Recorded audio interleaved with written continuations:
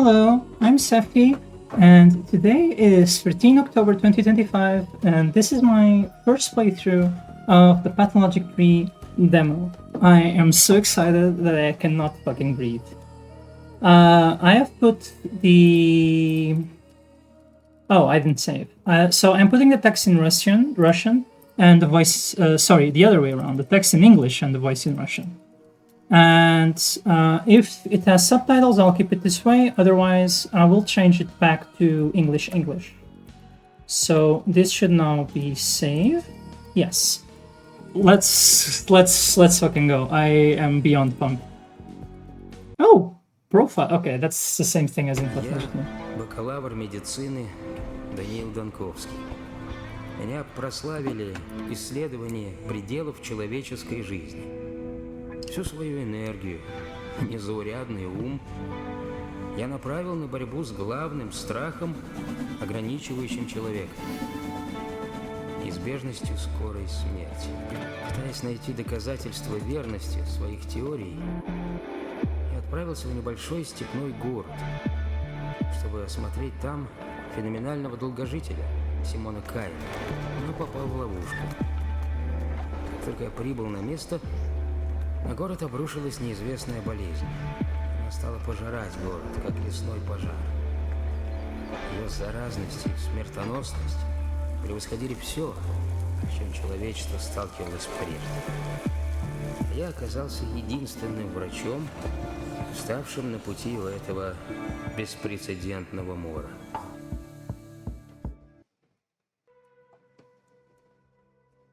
Okay, the pacing felt a bit off on that trailer. Wondering about the large amounts of herbites and odongs and bulls. Okay. Apathy, mania, clearly labeled. Day 1, 722. Mind map. My thoughts, conclusions, deliberations to see the events of a specific day, press its number on a circle. We're on day 1. Day 1. Simon Kane, an alleged immortal, lives in this town. Understanding him is the only way to save my Thanatic. Are you chasing shadows again, Donkovsky? Are you serious? I barely stepped off the train and my things were immediately stolen. Ah, the joys of rural life. Without my tools, I'm useless. I must find a prototype in the microscope. They're vital. We click, we see the location on the map. So let's look at the map. District movement is restricted in the demo. Again. So the only... Do we not have? Oh, these are... If we don't go to the Stillwater on day 1, I will be going insane, just so you know, but okay. I'm not sure what the bars are going to be, but we'll figure that out. See the full game for the full map. I wish I could. Okay, so we need to figure out stuff. We have our concentration mode. I wasn't expecting a welcoming parade or anything, but Philip at least look up at me, no? Ah, sweeper. Classic element of provincial scenery. I say, a living, breathing person stepping off our train? Do you normally only get dead people? Where did you come from? The capital. Daniil Dankovsky, Bachelor of Medicine. I am told the supposed immortal man Simon Kane lives here. I have come to study him. Right. Do you city folk always take 20 trunks of shirts with you? Or did you manage to get that down to 10, sir?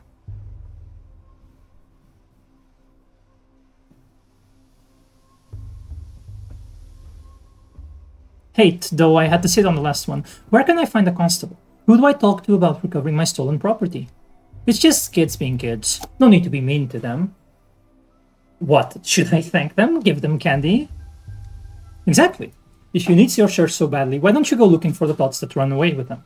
Just ask them nicely. These kids are like magpies. They'll trade your precious linens from the capital back in exchange for bits of colored glass, or even just a story. But whatever you do, don't hurt them. Why would I have bits of glass? I just about have one on my watch face. I may have to waste time on this both literally and figuratively. Say, is the capital a real place? What kind of question is that? The Kanes came from the capital and made our town, but no other real people have come from there ever since, so I was thinking perhaps Simon Kane was simply made up the capital, along with everything else. What do you mean They made your town. No, never mind. Trunks first, canes later. Have a nice day. Reasoning. Sometimes I need to take a step back from the moment and think logically through something. It helps me put the picture together. That's not grammar. 1. My luggage. How am I supposed to do research without tools? Receiver says no one here will help me find the missing item. I'm speechless at the customs of the townsfolk here. I'll have to handle this myself. Follow the thieves' trail of rooted suitcases. I might manage to recover something intact along the way. The most important thing is the microscope and the experimental prototype. Without them, I might as well just catch the next train back.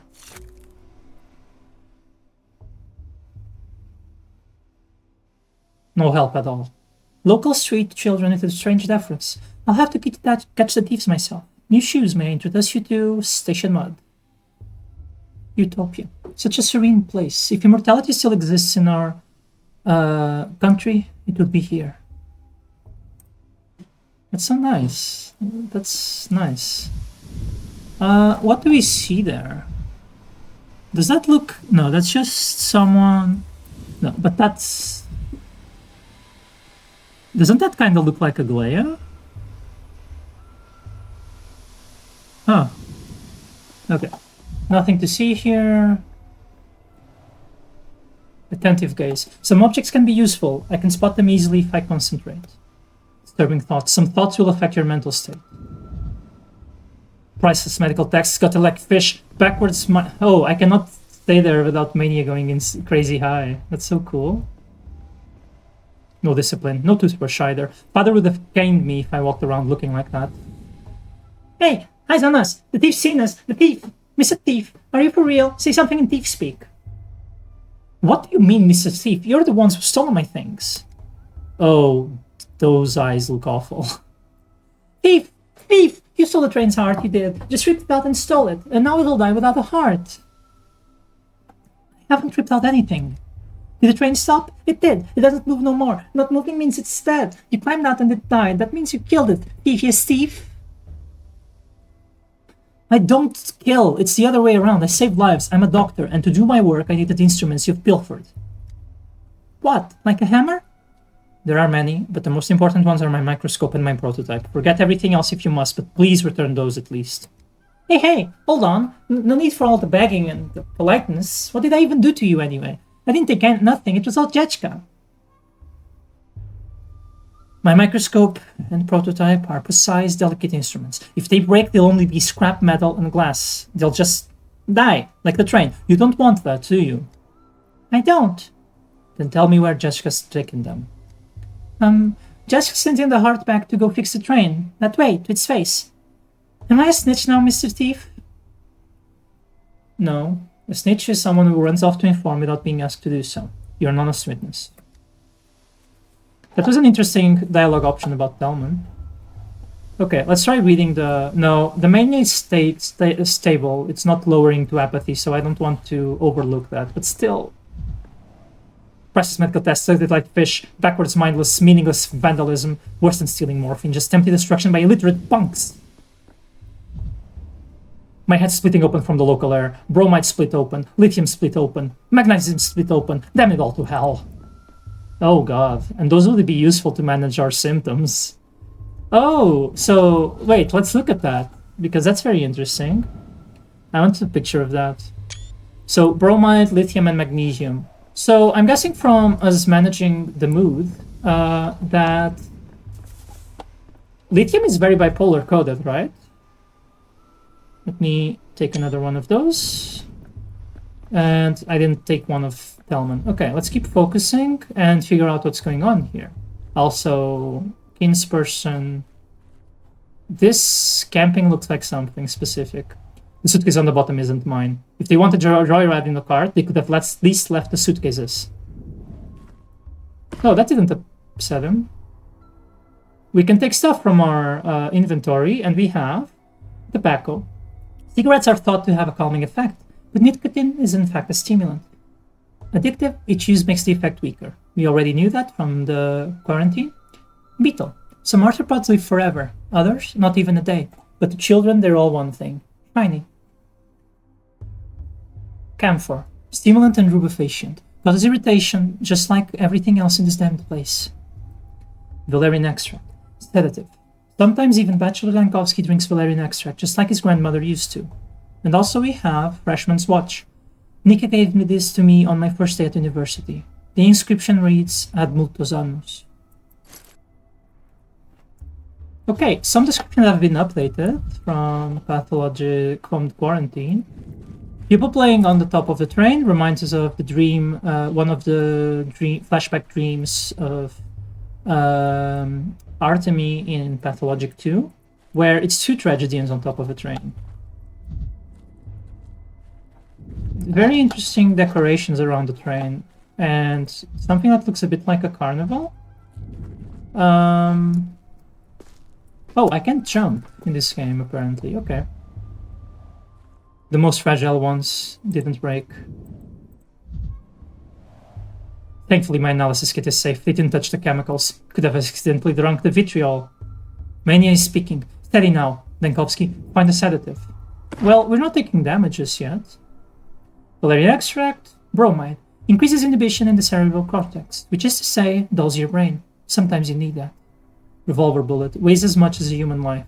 I don't need this for my pocket debutante pilot, so I always keep one less bullet in the chamber.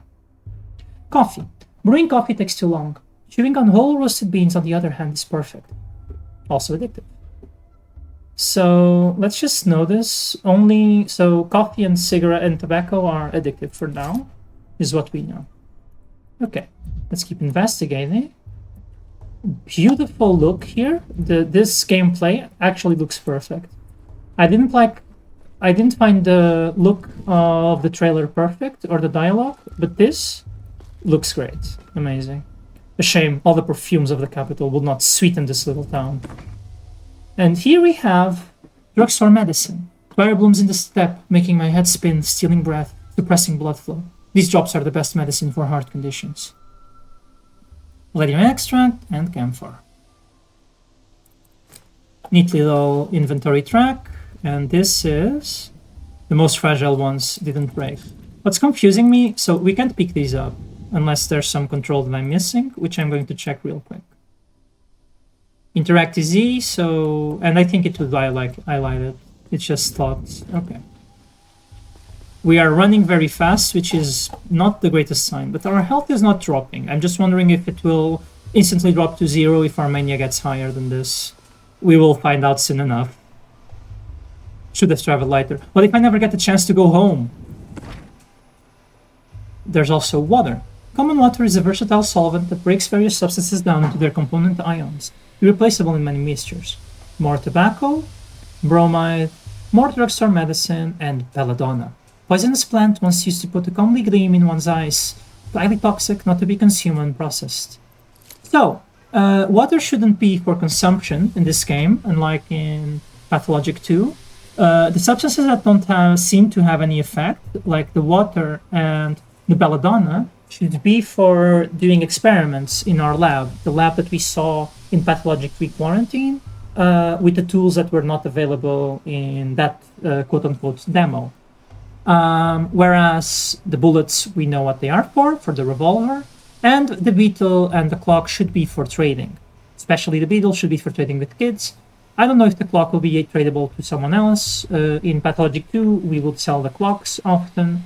Maybe it will have some use related to the time mechanic. I am too excited. We need to find out everything. Oh, there's something over there as well. But the kids are nearby, so, and our thoughts are leading us to the kids, so let's check what they have to say. It's my prototype in their hands. They're not bashing it against the rocks at least. And we have the same with all of them. So I'm guessing this is a group conversation, but let's see. Hey, back off you! Get away from the girls, and from me too. I ain't afraid of Uncle Roman when he pushes up, and I ain't afraid of you either. I got a knife. You can't hurt us, got it? Bruce is up. What the hell are you talking about? I'm not drunk. Your hands are shaking, and you've got those crazy eyes. Uncle Roman gets those eyes too, when he reaches for a second bottle, and it's shaken, and then he starts a fight. But don't even think of starting any trouble with me. I got a real knife. Wait, hold on. If I look like that Uncle Rowan of yours, that means I really do need to go down first. Give me a moment. I'll take a breather. That's an interesting option. I want to see what happens with the dialogue if you continue. And I have already a couple of questions, but I'll continue the dialogue first. What the hell are you babbling on about? And Jessica's got one too. We all got knives. I'm a scientist. I'm here to conduct breakthrough research, not to chase like some mongrel after a bunch of kids, after my suitcases, after the last drop of human dignity left in me. Should he experiment, or should we follow? I'm gonna follow the tip. I get it now. Let him calm down, and then we'll talk like normal. I cannot talk. I'm abuzz with mania, frightening extremes. It's hard for me to talk to people when I'm too apathetic or manic. I'll need to stabilize my condition first. I cannot talk, the world is abuzz with mania. This feels a bit fake. At swing, my state of mind can be changed with drugs. Some make me more apathetic, others more manic. I need to keep an eye on my mental state and supply of drugs. So, and there's the debutant, the revolver, which is a two-shot pistol designed by Jack Stebu. Tiny and non-threatening. I'm saving the last bullet for one particular purpose. I wonder if you can reload that, or if that's just for, well, what happens when our apathy reaches extremes. We have space for another revolver, and this should be the prototype.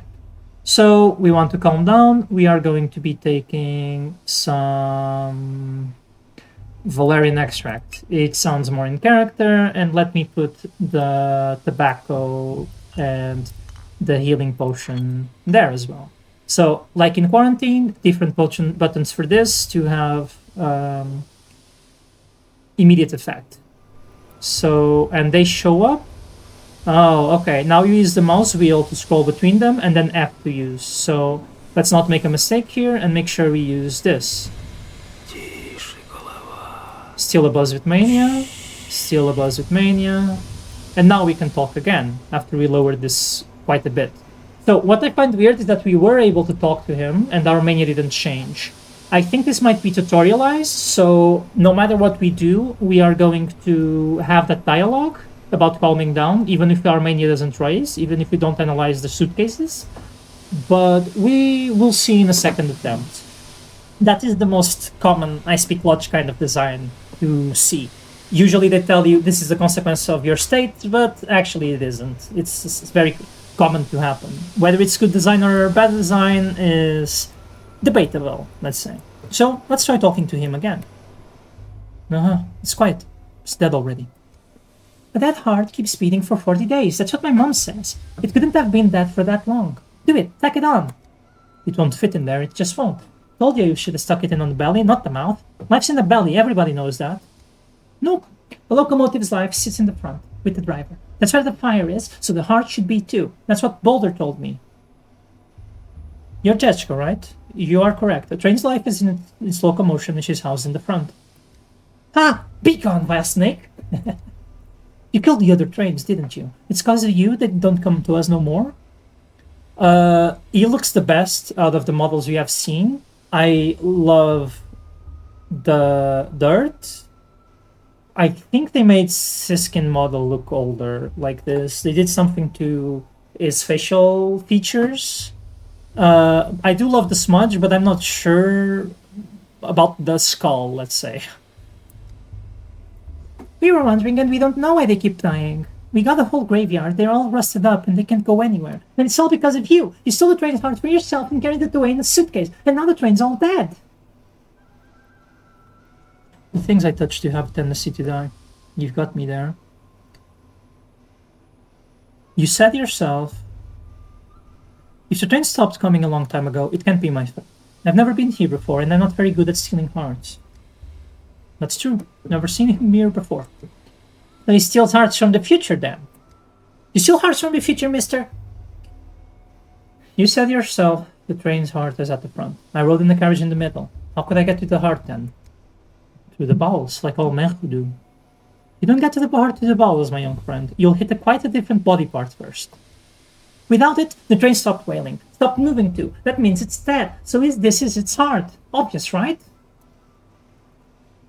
Well, that's a bit simplistic. Response to stimuli is just one characteristic of life. It's not exhaustive. What are the others? Adaptation. Before, trains came every week. And it was every 2 weeks. Now it's every 2 months or even less. And they don't leave ever. They just lie there and wait. It's because of the war. No, it's because they don't love us no more. But if we heal this one, they'll love us again and they'll come back and bring more rings. Look, my prototype is not the train's heart, and it certainly won't repair it. But it is an interesting thing in itself, so let's make it a deal. You give it back, and I'll tell you how it works. I don't know. There'll be corpses in the tail. A whole pile of them. These corpses, were they stabbed or strangled? The kin must never cut, they only strangle. So if they were stabbed, kin didn't do it. Look here, let me take the prototype. I won't run away, I promise. To wind it up, you need to turn this handle clockwise. Prototype tutorial. Oh, that's amazing. The capital 2 weeks ago. We hear the sound of Plague Cloud. So, okay, I have already too many thoughts. Let's see what's going on real quick. So, that's just a cabinet. Another cabinet. Why does Neil have no thoughts? Loot, load the prototype. Okay. Let's see what Proton has to say about this. Platon, sorry. Oh, there's no subtitles. I'm gonna turn them on after this conversation then. To prime it, hold this crank and turn it clockwise. Chief? Hello? Oh, for crying out loud, your mind's blown away again. Prime the what now? The morgue is swimming into a gas leak from Lab 102. I heard the alarm. That's right, I pulled the alarm because of the chlorine from Lab 102. Anyway, the crank is stiff, so you'll have to turn it with some force. Platon? Are you crazy? There's a gas leak. What did you call me in here for? We have to seal the morgue and evacuate, quickly. No, Daniel. What we have to do is load the prototype you're filling with and use it to get into the morgue. A woman rose from the dead in there. And it will be, I think you'll agree, extremely frustrating if she dies again. We must get her out. Risen from the dead? I was collecting tissue samples to determine the onset of rigor mortis when I heard the noise. I turned around and, holy smokes, a woman was sitting up on the gurney, stiff as a poker, rasping her throat. I started to ward her, but then I smelled the gas and pulled the alarm lever. Chlorine isn't known for bringing back the dead, but if the woman was brought here by mistake alive, perhaps the gas could have irritated her mucous membranes enough to wake her. Chief, you're breaking another one of your chain of hypotheticals. We need practical observations. Pull out the patient, then write the monograph, not the other way around. You're right. Tell me what I should do with this device. This prototype, I think you called it. I already told you, but fine. Let's go over it again. You're holding an experimental prototype meant to dissipate tuberculosis miasma. Remember the consumption task force? Kaufman, Gorski, Anestein. Of course I remember. In the wake of Bajan, they were commissioned to make a device to dissipate miasma. But I believe it was meant for something other than tuberculosis. The magnificent gizmo disperses an aerosol of disinfectant. First, you load the prototype. There's bottles of solution in the bench cabinet. Best set it on the table while you load it. You can't do it while you're holding it. I wonder if this will work against chlorine. Though, considering it was designed for mustard gas. Next, you wind the prototype up. To prime it, hold this crank here and turn it clockwise. The crank is stiff, right? So I have to turn it with some force? How did you guess?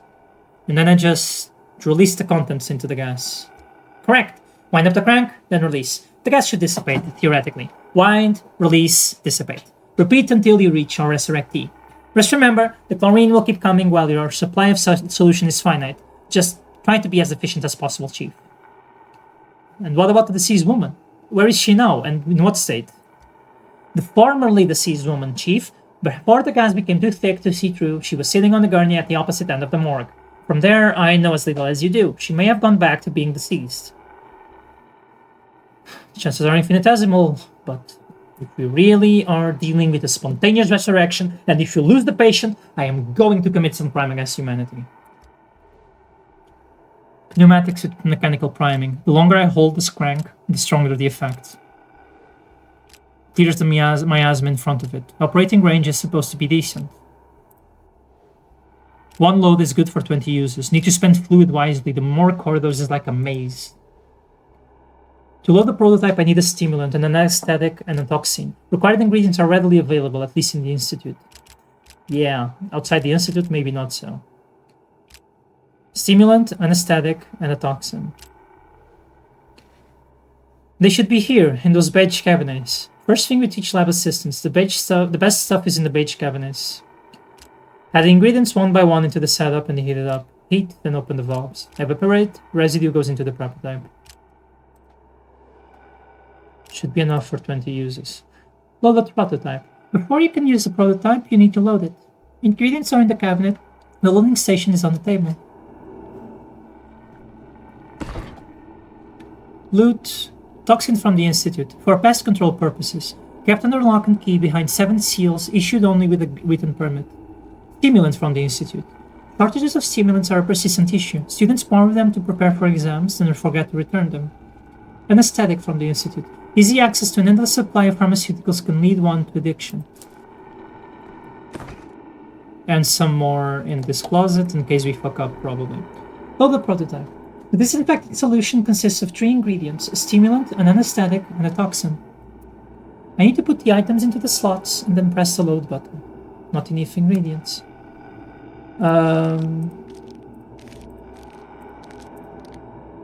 Load. Will it work? Prototype successfully loaded. It should be good for a little while longer. And if we use, you can load it again. No thoughts, right now. Prototype. Held left mouse click to charge. Release when the plant almost stops. So, to go through that little thing, let's see if there's anything to check out here. No.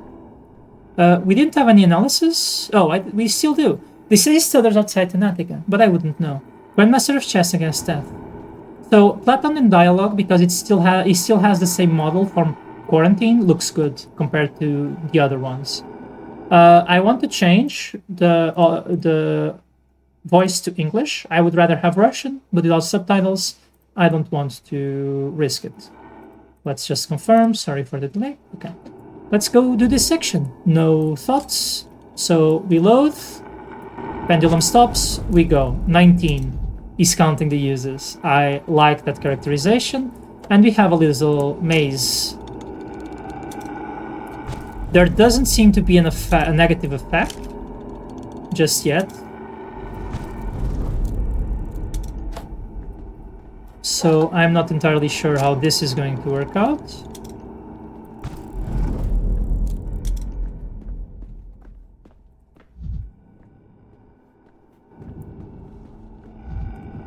Simulating this mechanic with a gas leak is actually really cool, but because of the noise being this, the same noise as in the plague, I was expecting something else to happen. I was expecting an interpretation of like the plague having the same noise as this.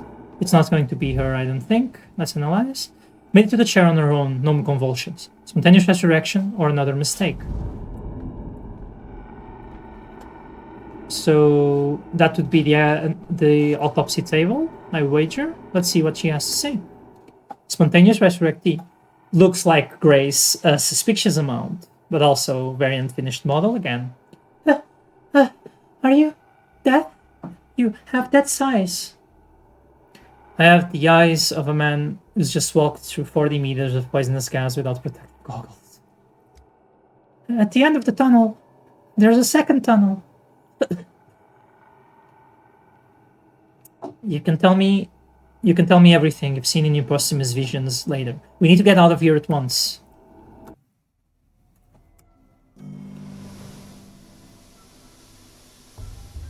At the end of the tunnel, there's a second tunnel. What does that mean? It means that when you die, there's neither life nor death, but something else entirely. Like a coin falling on its edge? Or a Mobius strip? You shouldn't concern yourself with such things, though. Can I have my prototype back? So, I know you're going to ask, so I'm gonna look it up, because also I want to know. Let's search for Ernst Mobius. Is that his name? Maybe not. Carl Mobius. No, that's not Carl Mobius. The fuck is... I know... This is going to be a bit embarrassing.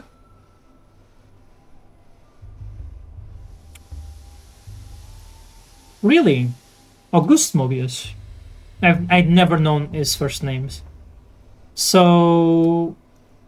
That's very interesting. I didn't expect the Mobius strip to be so old. So Mobius, the discoverer of the Mobius strip, the famous Mobius strip, was a German mathematician who was born in 1790 and died in 1868. And the Mobius strip would have been discovered somewhere in between, probably in his earlier life, if I had to guess. Interestingly, that doesn't tell us much. We expect Pathologic to happen somewhere in the 20th century, so that's not much. But still, we would expect someone cultured like Daniel to have heard of the Mobius strip. It's a very pop mathematic kind of thing, so it makes sense. Okay. You shouldn't concern yourself with such things, though. Can I have my prototype back? Take it. It spins all boring, clockwise only. Grandpa Simon has blocks that spin every which way. Besides, the train's already dead. Didn't save it in time. Grandpa Simon? You mean Simon Kane? I'm here to meet him, actually. We've only got one grant between us. Is he really immortal? I'm sick of this game. Go away. We're gonna play cat in a hole hat. We still have time before the sun sets. Wait, what about my microscope? I'll trade you another tail for it. We didn't take your microscope. Where is it then? If the prototype is in my right hand, the microscope is my left. I can't collect data without it. The dogheads must have taken it. Han and Notkin got a deal. All the war spoils get split down the middle. They don't care about hearts, not in any of their many faces. Why would they need another one? What does your microscope do? Is it alive? Dogheads, Han and Notkin, a heart in a face. I don't understand a single word. A microscope is a metallic pipe fitted with mirrors. Use it to look at small objects and it makes them large and detailed. Ooh, a kaleidoscope! To look at the colors of town. You can do it like a cappella? A cappella? I'm not much of a singer. Neither is Capella. So, as it stands, you passed my belongings along to some other gang and I'll need to barter to get them back. Am I right? Han must have given it to Capella as a gift.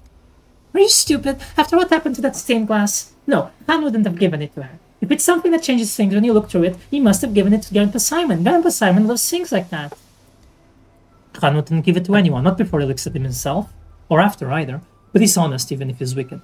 He'd give it back to the owner. If you find him in town, he'll deal fair.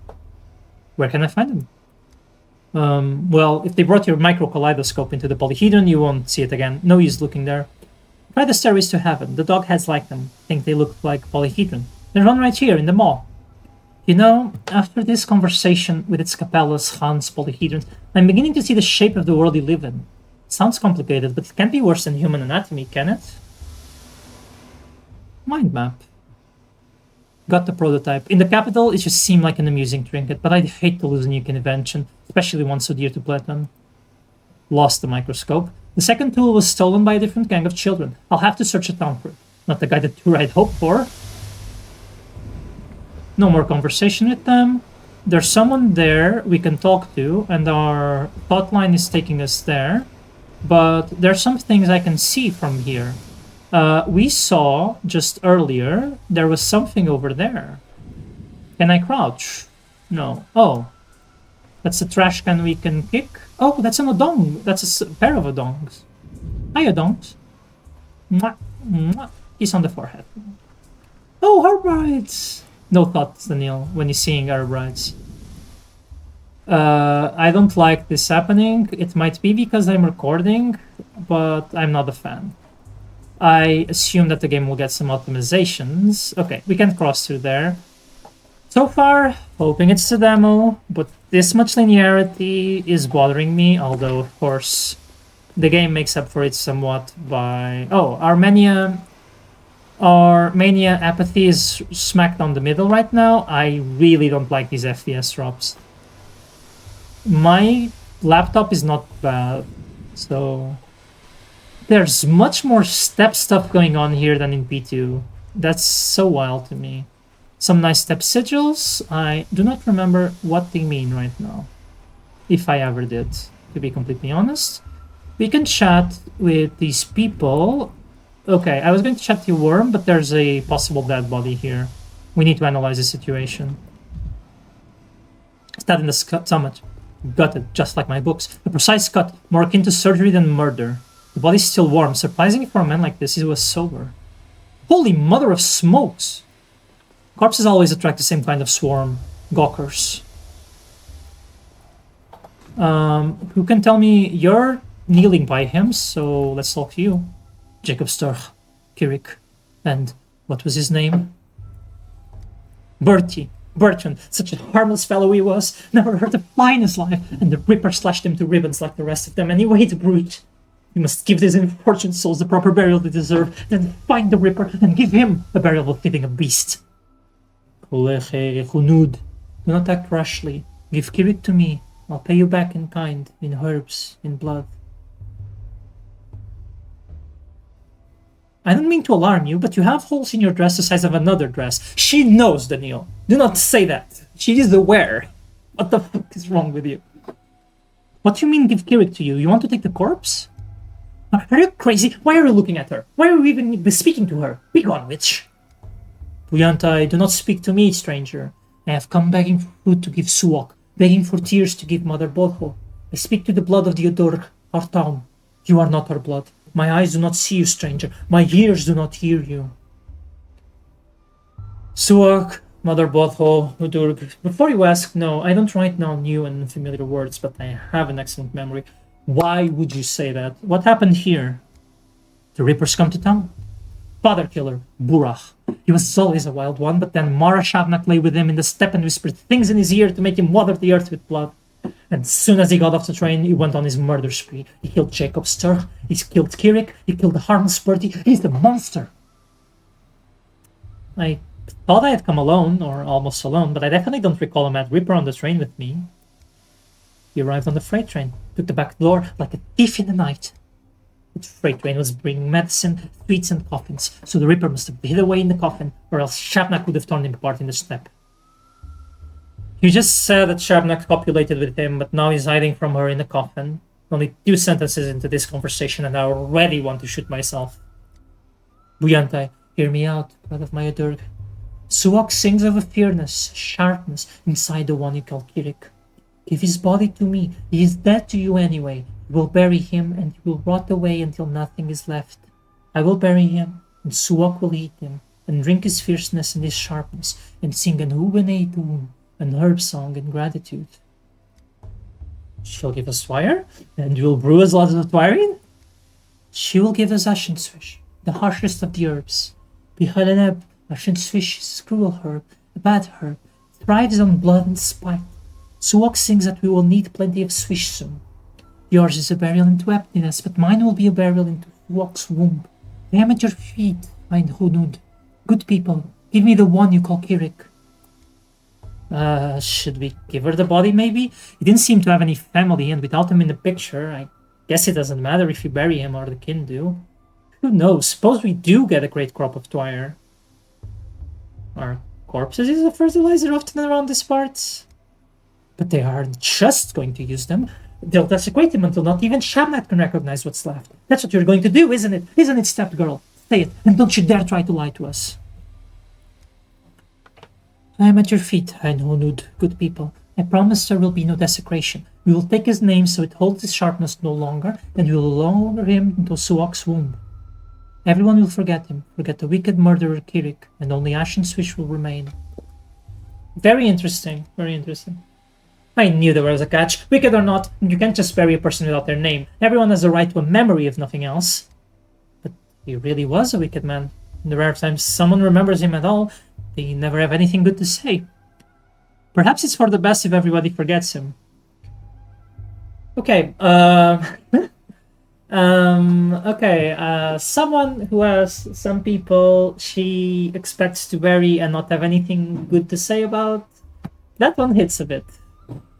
Is it better to forget than forgive? Or should they be buried with their names? Would Daniil consider that? What an ethnographic gold mine you've got here. It's a shame I'm not an anthropologist. You could at least ask her to get up from her knees. This is awkward. Daniil is very uncomfortable around women, you know. They'll take the name of the Skirik. What does that mean? Touch of our eyes, a touch of our fingers, and the name melts away. The one they used to call Kirik will become a gift to Suok instead. You will have no grave, and there will be no man in the memory of the people. Speak to me no more, stranger. Your words are poison. I must admit that clarified nothing. Let's hand over the body. I'd rather avoid the falling out with the kin. It will only lead to more trouble down the line. What do you think, stranger? You look important. Maybe you even have some brains, too. Okay. Very annoying. That... I hate that. The body of a victim who met a violent end must be withheld for the purposes of a forensic examination, even if a beautiful young woman asks otherwise. Why do the dialogue options always have to be creepy towards women? God damn it. Death came to this town today. Such great death, the likes of which has never been seen before. Today will be a fearsome day. Tomorrow, even more so. And on the third day, fear itself will die. And without Ashen Swish, we will die too. I have to say, all these prophecies are making me uneasy. Oh, don't you know it, Daniel Vangovsky? Reaper, the murderer came to town alongside me. Luckily, I am prepared to fight death in all its guises. Golem of bones. The locals believe in a Shabnak, a murderous step golem in the guise of a woman. It's like I've stepped out of time, not just traveled far from home. No talking. We cannot examine the body ourselves. This guy... So, we know, Daniel doesn't know this, but we know that he is maintaining order here somehow, because he has a hat. So he's part of a militiaman. So he's probably sent here to oversee the situation. Okay, so we know that the three people they mentioned tried to kill Artemy, and Artemy killed them in self-defense. They are complaining about Artemy, the Ripper. We still don't know who he is, but the Herbride, who has more knowledge, refers to him as a killer. Maybe the intention to kill was enough. Maybe he has killed people in the past and she is aware. Maybe he has killed people in the kin. There is some violent death there. And I was very blind because there are more bodies here, but they have been covered. Maybe by people who cared for them, and nobody cares for Kirik, like they mentioned. Also interesting, we know that the stories they tell about the Ripper make no sense. They are incoherent, even with themselves. And the way that the woman says that the step are going to desecrate the body does not make sense. Desecrating a body is taboo, especially for the kin. The only way they would desecrate the body would be with a Menku, which we know from our foreknowledge there is no Menku among them. So nobody would desecrate the body unless they want the body to take organs from, like the worms that show up in Pathologic 2 Day 4 to give organ gifts to Artemy, but that is implied it was a self-sacrifice from a kinman who allowed these organs to be taken away for that purpose.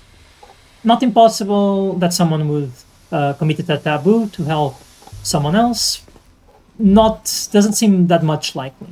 Now that we've seen the dead body, there's no Hippocratic Oath action to take. Let's check what this Odong person has to tell us. Hello, mister. What an interesting mask you have. Go away, Snake Man. You've got sharp heels. Some kids ran through here with my belongings. Did you see them? We gaze at the earth. Do not pull us away from the earth. Then I shall not presume to divert your attention any further. Lumpy Man. I've heard of an elephant man. Is this a worm man then? I've only seen such poor, disfigured creatures in an anatomical theater. Okay, time for another Wikipedia quick dive. Elephant Man. I know that's a reference to something. Joseph Merrick, who lived between 1862 and 1819. Still good for the time frame. I like the way they're doing pop references a lot. I think you understand that it's bothering me to no end that I cannot see that trash can. It's probably not intended. Interesting. Okay, these frame drops are very annoying.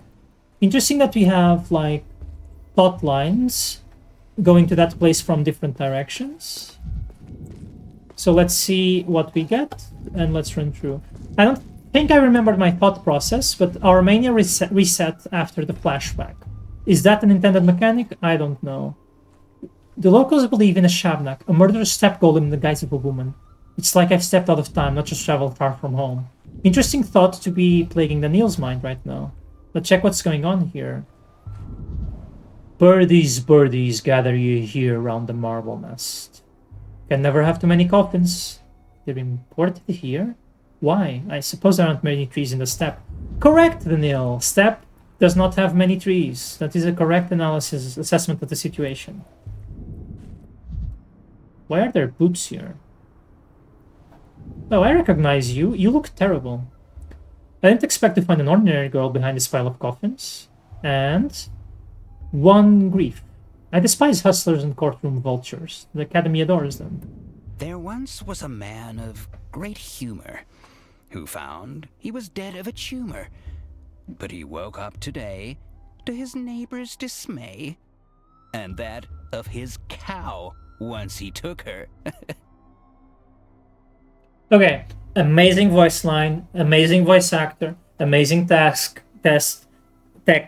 Welcome back, Bad Grief. I miss you sorely. What the fuck is wrong with your face? You are the most terrifying person I've seen in a while. Why can I see every single pore on your face, but you don't have eyes? I don't think this is intentional. This is very disturbing. Would you look at that? Customer. Keep walking, customer. This shop's appointment only, and I don't recall your name on the list. From a distance, they look just like coffins. What did? Fashionista. It looked like a giant bird was nesting by the trains.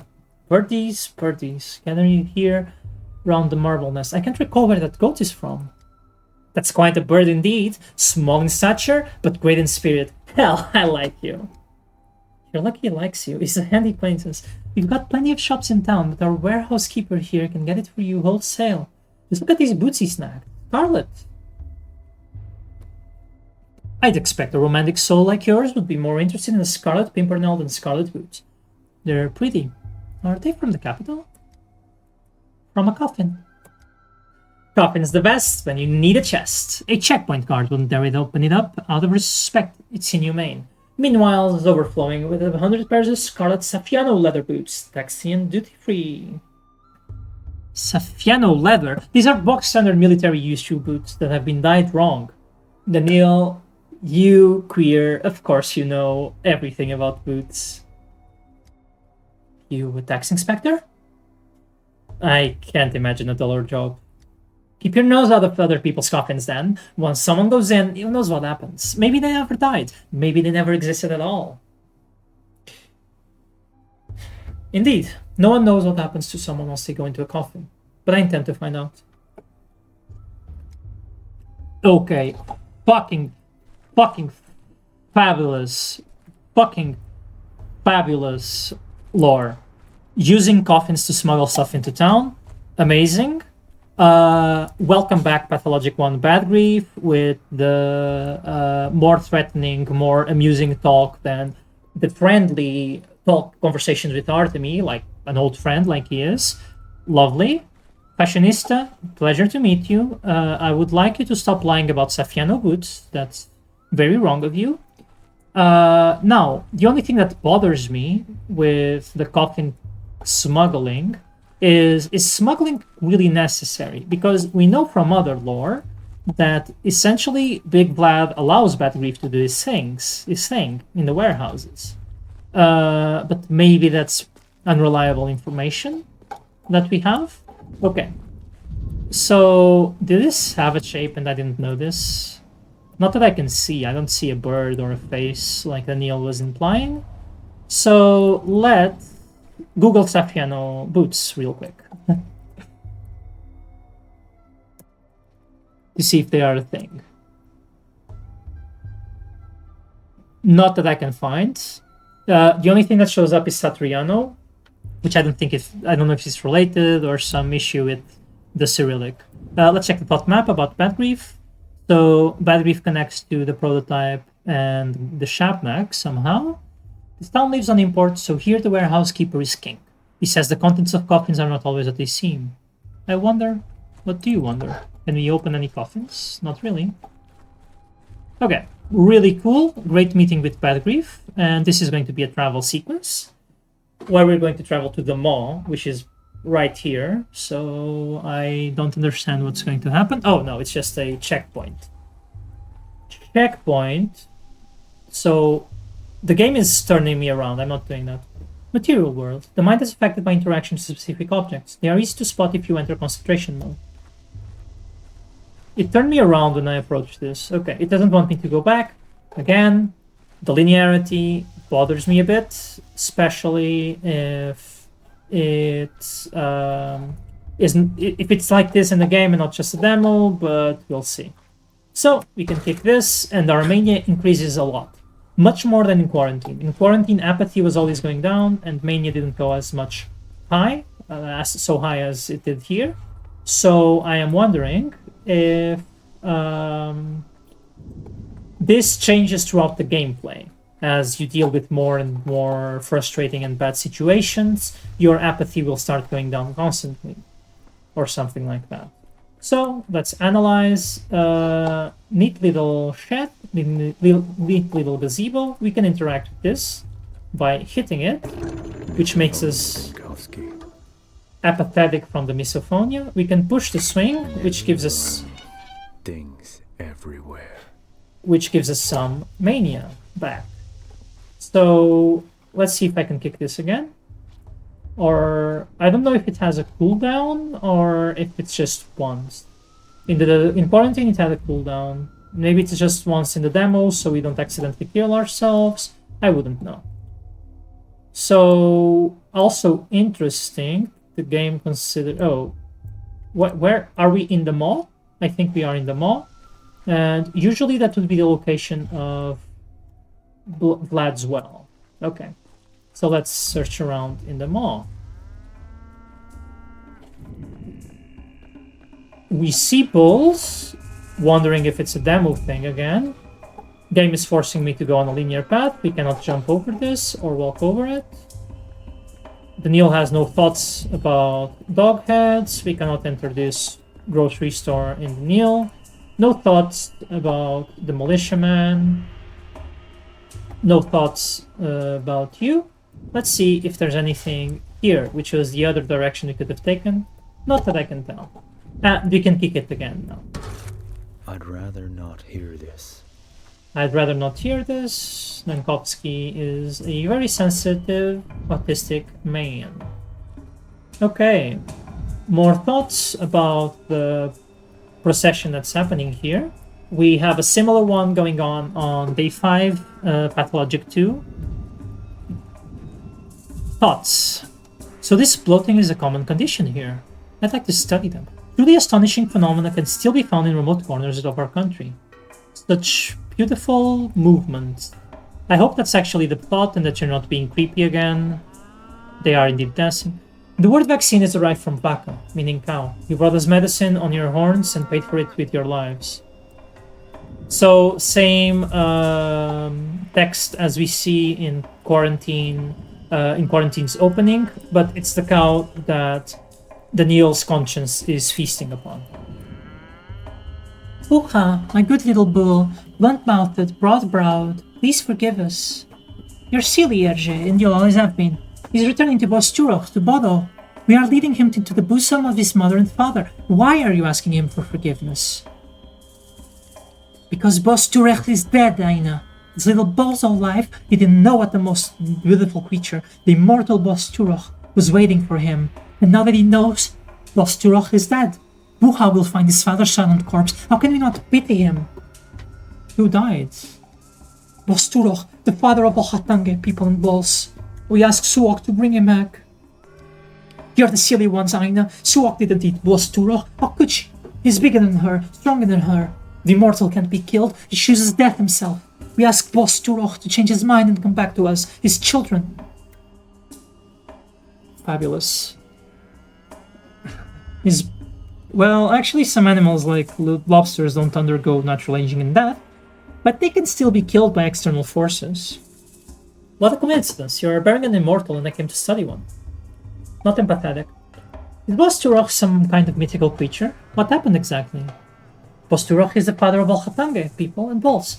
Oh, how can I explain? We Earthbrides walk barefoot so that we can always hear his heart. Tonight he stopped beating. His children are afraid without their father, so we asked him to respond. But I feel he has died. Bang, or a claw was thrust into him. Feel the wound bleeding. Rust soaked into him. I feel the rot squelching underfoot. Quiet, both of you. You know nothing. Boss Turok can die only from gloom. We will cheer him up, feed him, and show him our joy. We will bring the last Aurochs to his bosom. Then he will remember us and return us. Clear your Boss Turok is a mythologem. They must have some basis. I wonder what. So this bull is meant to be sacrificed. Maybe you felt the aftershocks of an earthquake. The symptoms occur in the northeast. So the secret of immortality was to smile and to put aside sorrow. I love all the options. I have a screenshot now. So this bull is meant to be sacrificed. We give a little to gain a lot. Mother Bodko is a blind, loving mother, the warmth of the earth. But Boss Turok not only bore us, he watched over us. We lived under his watch.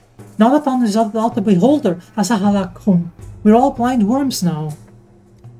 Muhar, but a worm is a worm, a human is a human. A human is meant to see, to build. Look around, beholder. What do you see? You said the beholder is Boss Turok. Who am I to contend with him? Any gaze might turn out to be Boss Turok's gaze. These things can be foreseen. You haven't looked closely.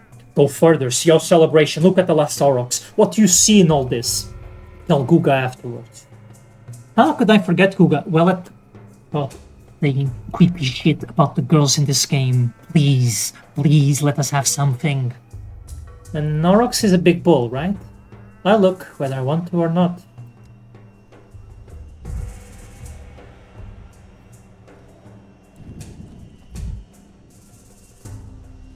Really don't like the frame drops. Oh!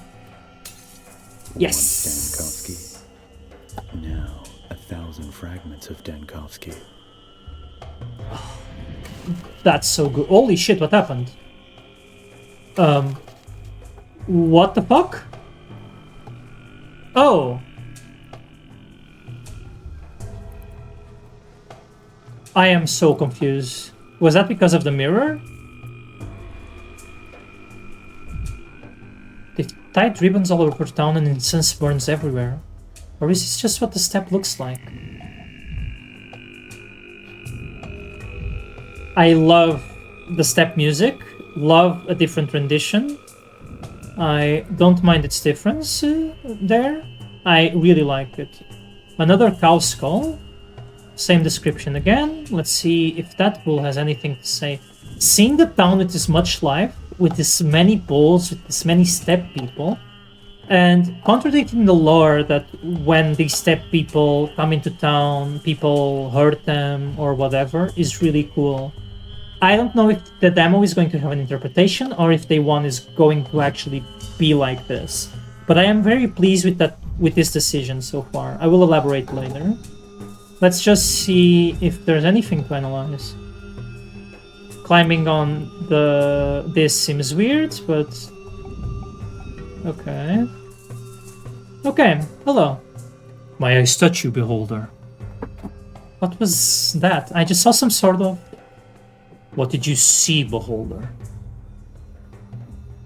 Why are you calling me that, beholder? Us worms are blind. We feel the warmth of the future, but we do not see it. Our brides are grasshoppers. They see with their feet. They feel the pulse of the future, but do not see it. We stand here and see close with eyes. The beholder who sees the future. So you're asking everyone, not just me. One many human concepts. There is one worm, but to the spade there are two. There were 5 fingers, but clenched they became one fist. Right now we are talking to you. What did you see, beholder? 5 fingers becoming a fist. That's a rehashing of Taichik's dialogue in when you meet her as Artemis Pathologic 2, not in the dream, but afterwards, trying to convince her to leave the Termitary. She says that you cannot see just one finger, you always see 5 because they are together. And makes the analogy with the kin. I saw rotten plague miasma spreading from a carcass, and the sanitation squad burning it with fire. That was tomorrow. That will be yesterday. That bug syphilis. This was from Hatchams. That makes about as much sense. Was the bull in the square some sort of parable? Was the bullet that scares him sort of parable? Ah, so you're a parrot as well as a worm. Birdies, birdies, gather here, round the marble nest. Yes. Tasteless. Too obvious. Symbolic. Thank you for your vision, beholder. You see more widely than others. We will remember this. If you see something else unexpected, don't be afraid. It's just the eyes adjusting to our current place in time. Keep moving forward. Vitere non dent panem, sed aperiunt mundum. I haven't even done anything yet, but I'm already helping. What a stand-up guy I turned out to be. Well, while, okay, I will say this, while thematically it makes a ton of sense that you can only walk linearly, are they preparing to do a fucking bull run? Oh, I'm back in Spain and I didn't know it. Back in Spain. I'm not from Spain. Back in Portugal. What the fuck? Why so jittery, Dankovsky? Oh, I love that dialogue line. It's so good. Pushing swings. Crackling. Mania. Screeching. Pushing this. Also mania, as we know. The world is very topsy-turvy. But I am guessing you don't easily die in this demo. And you can't also cross here. Oh, we're having film vision. Can you hear that? We're going so fast, it's like we're fast forwarding in a movie. It's making the sounds, not showing the visual effects, but making the sounds. Okay, I'll be more attentive, but I assume we have enough drugs for today. Okay. Another disturbing fucking ass vision. Can I... Of someone hanging from a lamppost where once this woman was drawing some... Either some nice attempt or some fairly abstract art. Very interesting. Like, this feels more like... I can talk to him about the vision. Okay. This feels more like... This feels like an Iberian town. Like... Okay. What did we see? I missed a vision for some reason that I would like to see again. Probably it was like kids hanging. Maybe because I'm playing a streamer friendly, it doesn't show. Okay, crossing here, we see someone impaled in one of the things with wood that we used to... Oh, he had a thought there. I didn't catch that. And now I teleported and took health damage. Let's see if we can catch that again. Yeah, we have this vision. And approaching it hurts. What if we die? I need to check what happens if we die, sorry. Oh, if we die we just... Okay. But he had some text there. Okay. It doesn't show the text. Maybe it was a visual bug or some sort, but okay. Did I break the mirror? So yeah, we're having visions of plague districts. And poor Dankovsky has no fucking clue what's going on. This one is going to increase mania. That one increases mania. I have to test this one out. And that's also mania. I bet I won't be able to talk to these. Tragedian, Executor, Mark Immortal. I was lured into a student art performance once. No script and no characters because the dictatorship of the author and traditional narrative structures is reactionary. We spoke in random combinations of syllables, never fucking again. An impressive costume, but quite bulky. The poor man must be drowning in sweat. More bird metaphors. Theater is just a relic of the past. Cinema is the real future of the art. Can we see the face? No. Okay. Let's see what they have to tell us. Swing and a miss. Swing and a miss. Are you even trying now? Your skincare routine, Mark Immortal, scares me. It's a skin scare routine. Because what the fuck is with your baby skin? Can you have some more pores, please? Ah, there you are. Finally, I thought you'd forgotten our agreement. I hope you're ready. Have you memorized your lines? What lines? I told you, sir, we cannot trust this fool. He is not fit to be our leading man. He stands and stares, forgets his line. I know of other men who better play their part. Wait, is this really the guy? Looks about the same, but the outfit's all wrong. Did our guy wear a coat? His costume is more suited to an antagonist. Funny fashion advice from a man in a word suit. Look in the mirror lately.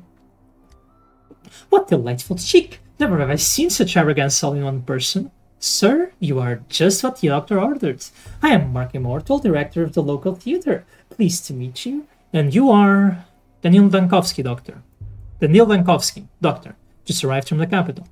Magnifico! You see, the actor we've been waiting an eternity for has decided to sabotage the rehearsal. You would do us a massive, titanic favor by replacing him, even if just for a little while. Still, what's the man in the birdsuit doing here? This is abnormal. Are you not familiar with the ancient mysteries? Our feather colleague symbolizes the doom of all things. He acts as a dark omen, complete with a plague doctor's beak.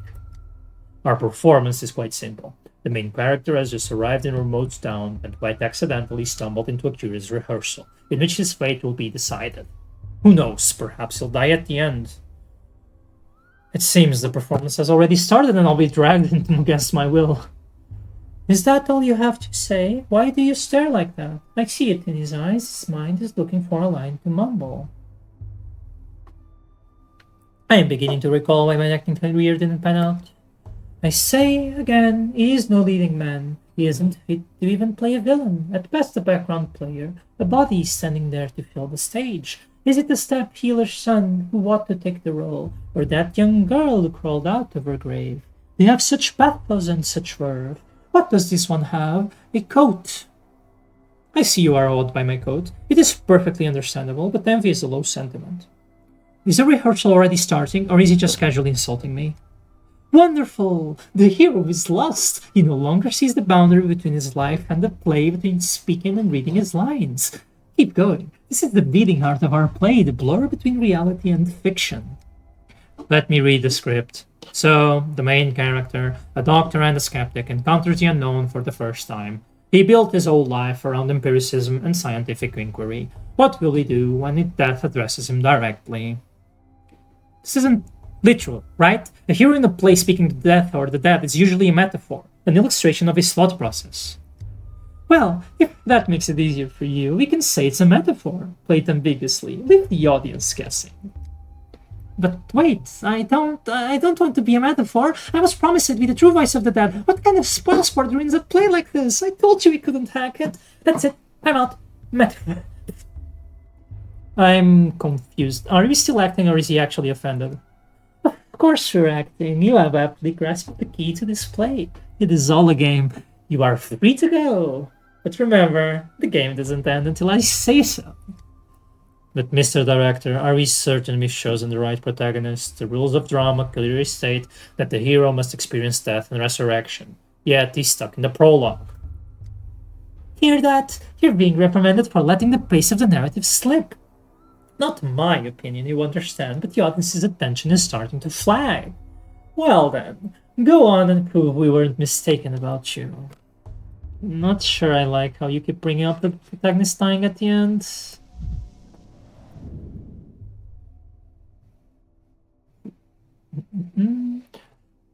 The world's a stage. Oh no, the big city, immersive theater, and fourth wall breaking gimmicks infiltrated this place as well. One aspect of progress I'd hoped to escape. I love you, Dankovsky. I am so enamored by the prickly prick that will bury his prick.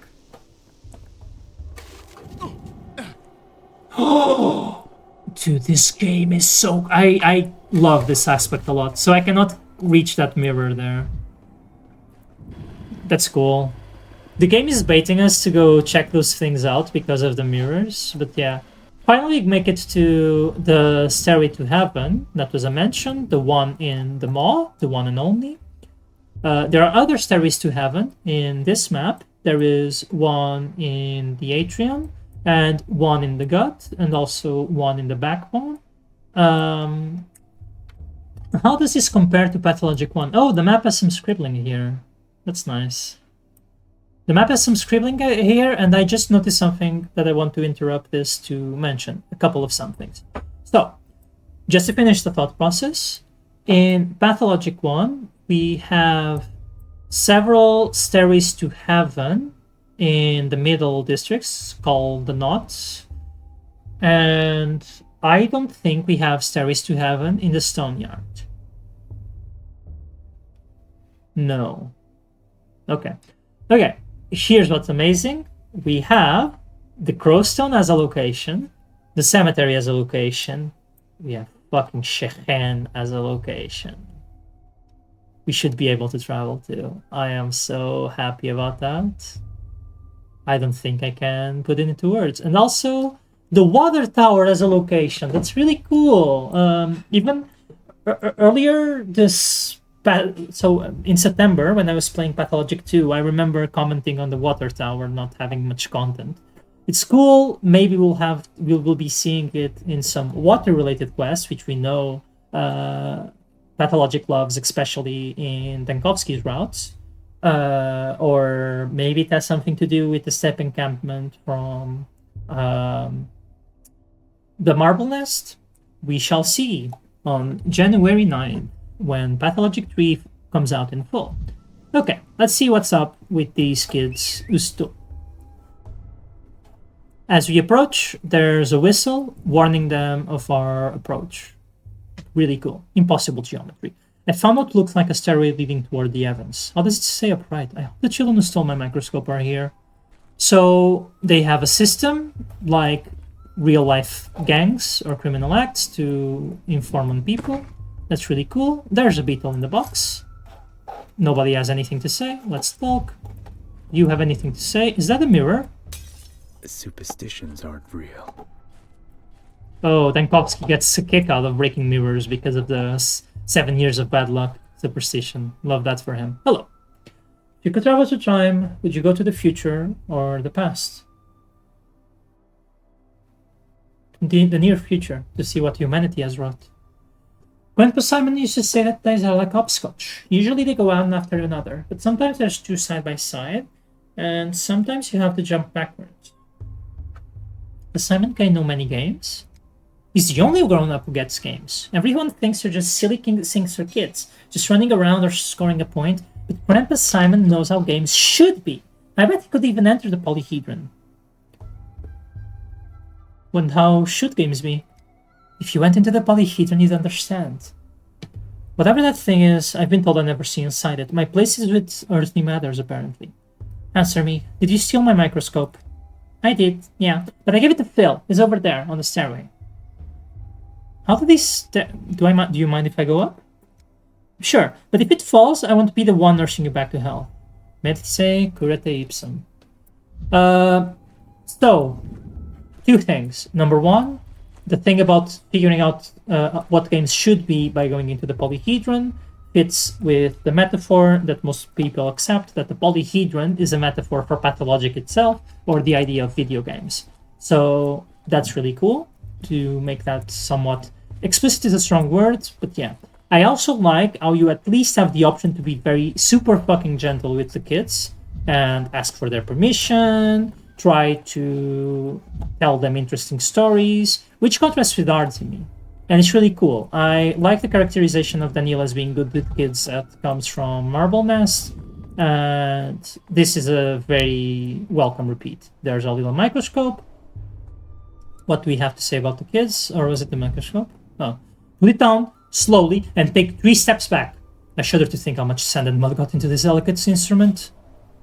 Any thoughts on... Their faces are gloomy. They're up to no good. I thought that was a typo. Well, what is it? Can you see the future? Let me look too. Gimme. It's your turn, Peepsqueak. Just let me take one look and then I'll give it back. Ew, there's a bunch of bugs and little hairs. Doesn't look much like much of a future. Why are you using your dog's eye to look? You're not an animal, you know? Yeah, but an animal might see further though. Good news, the microscope has been found. Bad news, it's being mauled by a pack of wild dogs. Oh, the horror. Need some help, kids? I can teach you how to use this thing. Here, let me show you. Oh, it's you. Hey, your thingamajig's busted. It doesn't show anything, just some bugs and little hairs. Maybe that is the future. Like, in many, many years, nothing will remain of us on Earth but bugs and air? It's very sad if you think about it. I need to interrupt because in The Time Machine by H.G. Wells, the protagonist makes a time machine to travel to the future and the past, and it's a very nice book. An element that it has is the idea that time is just a fourth dimension. So, in the similar way as we have been able to conquer the third dimension with flight and building upwards, we can conquer time and travel through time, which is an idea reflected in the Marble Nest, an idea hinted at in Pathologic, where Daniel compares the progress of the polyhedron and such with the progress of unlocking flight. But also, the time machine is explicitly mentioned in the Marble Nest. And in that book, spoilers for a 100 years old book that is the main reference about time travel in pop culture, the protagonist travels forward some 800,000 years, and he gets into a world where humans have evolved into two types of bug-looking creatures.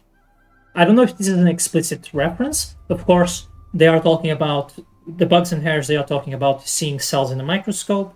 That's how a child might describe what they're seeing without understanding what the microscope is. But still, the reference to bugs made me think about the time machine. Okay, so let's see. It only shows bugs and hairs because you are pointing it at bugs and hairs. What makes you think that it shows the future? See all these different glass pieces inside? Glass like this shows the future when you look through it. Everyone knows that. Grandpa Simon loved making all sorts of things with glass. I've only seen thingamajigs like this at his place. Why did you steal from Grandpa Simon, you bastard? That's why we stole it back from you. It's called justice. That is my microscope. I brought it with me from the capital, and you stole it from my luggage. That is called theft. What? You don't know, mister? He doesn't know. Amazing Twitter reaction picture. Spit it out, you monster. Where did you get this thingamajig from? What did you do to Simon? Was you, wasn't it? Wasn't it? Calm down, boy. Please don't shout. What's going on? What don't I know? Just give him back the thingamajig and let him go on his merry way. It's broken anyhow. Can't see any future at all. No. Grandpa Simon taught us what doesn't take effort doesn't deserve effort. If we just give him back the thingamajig, there's no effort in that. I have a pocket watch on a chain, and it definitely shows the future. Let's make a deal. Come on, let's see it. Oh, nice. And how does it show the future? With this, you always know what time it is. So you know what time it will be in an hour, or 2, or even 3, which means you know the future. Oh, you're clever, mister. Alright, give us your watch. But show us how your thingamajig works, will you? We're still curious. Hold on, I need to check if it's broken first. You might have been using it to hammer nails. First, the trade. The watch for the for the microscope. Then I'll show you. I love the idea of Daniel's speech getting corrupted by how corrupted is a strong word, but getting altered by the way people talk in the town, and him catching himself and being like, "No, I am a proper gentleman from the capital. That is not how I speak," and especially getting that impact from children. Like, this has happened to you, baby talking to children, and then having a harder time going back to normal talking. That's kind of what's happening to Daniel. He's stooping down to the level of the children to empathize, to be able to communicate with them, to get what he needs, but not only. I believe he's giving something in return, in this case with the trade with the watch, but in general with his teaching, basically. But by that, he also gets that in return. He starts saying thingamajig instead of microscope, which is fabulous. So, little trade tutorial, and it's not working. Oh, you need to hold. That's interesting. Barter. To trade an item, I need to put it into the barter slot. If I want something, I need to give something in return. I can do this by putting the items and cells on my inventory side. People won't agree to trade if I offer items less valuable than whatever I'm asking for. Watch. So our clock for the microscope. Trade. Now they have the clock and I have the microscope. And we are transported back to another tutorial in the capital 2 weeks ago. And now we get to see the girlies. No thoughts? Oh, that is making me a bit sad. Let's see what we have here.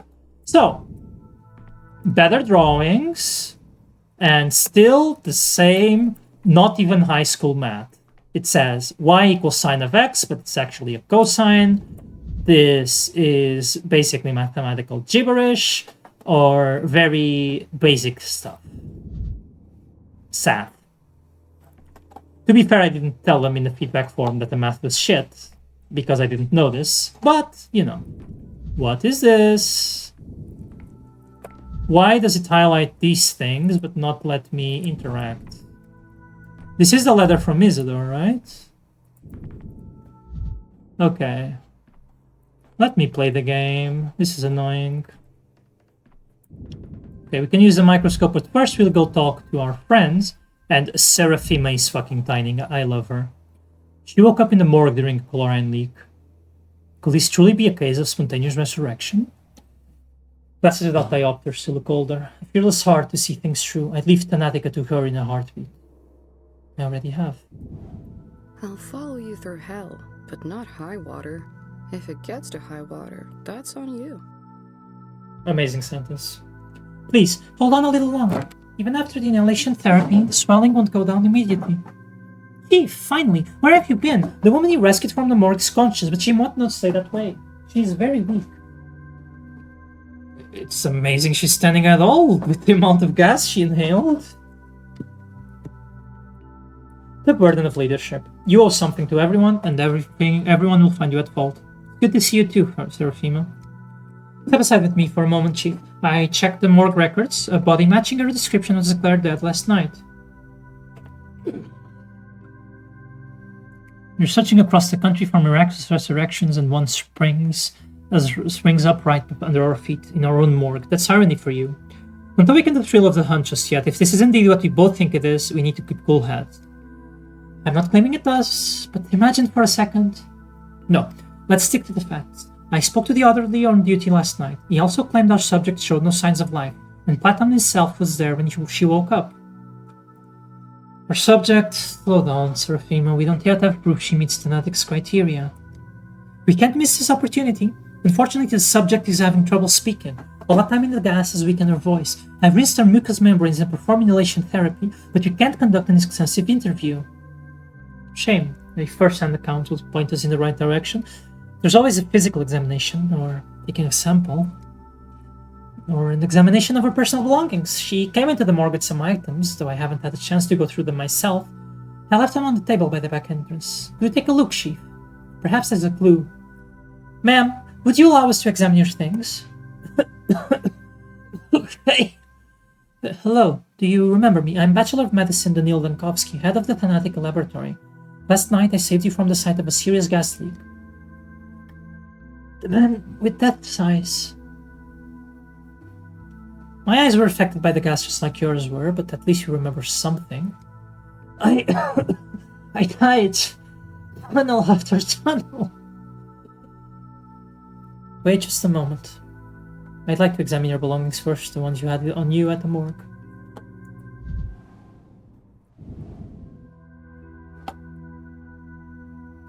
Okay, sorry, we can talk to her again, but I want to examine her belongings, which should be this. Okay, concentrate. Our Lazarus personal effects from the morgue. Papers, they look official. Morphine, tourniquet, 2 rings, obviously a pair. One would be too big for her. Herbs, not a bouquet, looks medicinal. The papers? Consent form for the experimental treatment at our institute. I accept all risks and waive all claims. Description of the treatment is vague, something about novel drugs. Morphine, tourniquet. Chronic morphine addict or suffers from severe pain. 2 rings, obviously a pair. Unrequited love, jilted fiancé, husband left and took off the wedding ring. Herbs, not a bouquet, looks medicinal. Self-medication with folk remedies, consulted a wise woman instead of a doctor. I might understand more if I examine this resurrected woman and take a blood sample. Okay, so that's what that was going on. Let's ask for... Yeah. Breathing is a bit easier, but talking is still difficult. You can stay quiet for now, but I just need to examine you. Yay, examination tutorial. 1 minute spent examining each body part.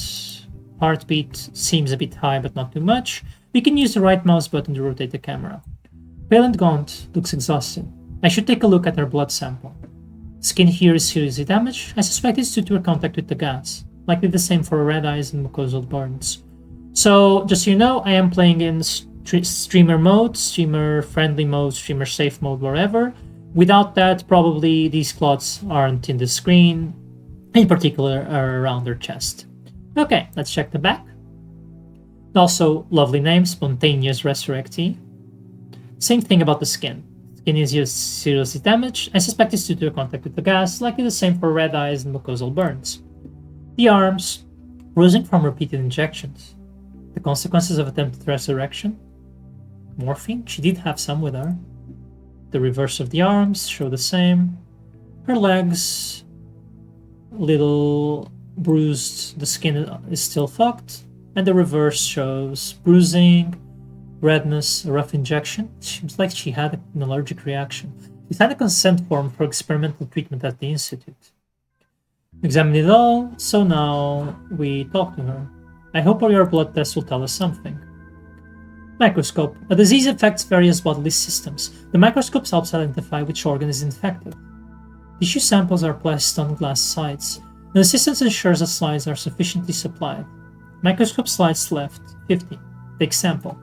So, in the town on the Gorhon, we should not have an assistant to supply us, unless Ruben counts, or Yakov Lidl, or someone like that. Will we be able to trade for them, craft them? Will it be a finite amount? Will we find something to replace microscopic slides? We don't know. So, continue. It only shows the heart. We take a sample, and now what? I don't know. Back? Okay. Useful too.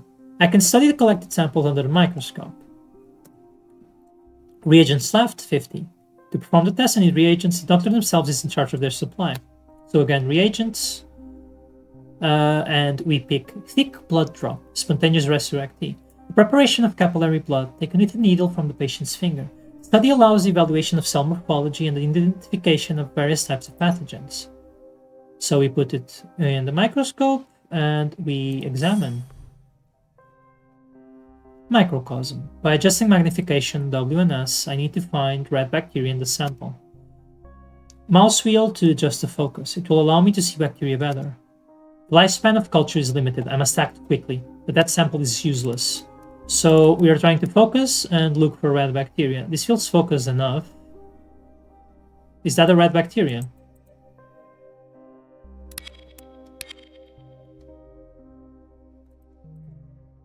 I don't know what I'm finding or not.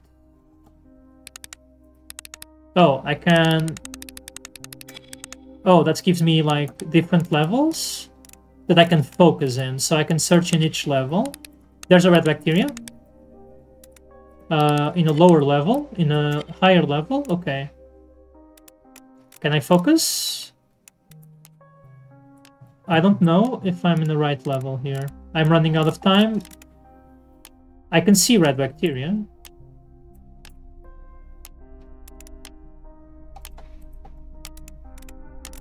I don't understand if I've... Okay, now it counts. Almost there.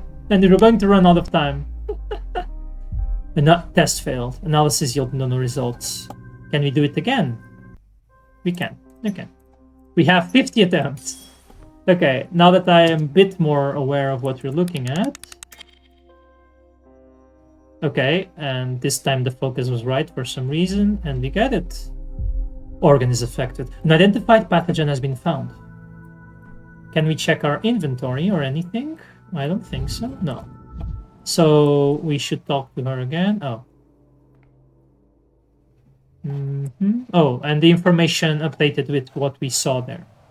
She woke up in the morgue during a chlorine leak. Could this truly be a case of spontaneous resurrection? According to her test results, she has a terminal illness. Sign a consent form to be treated with experimental drugs.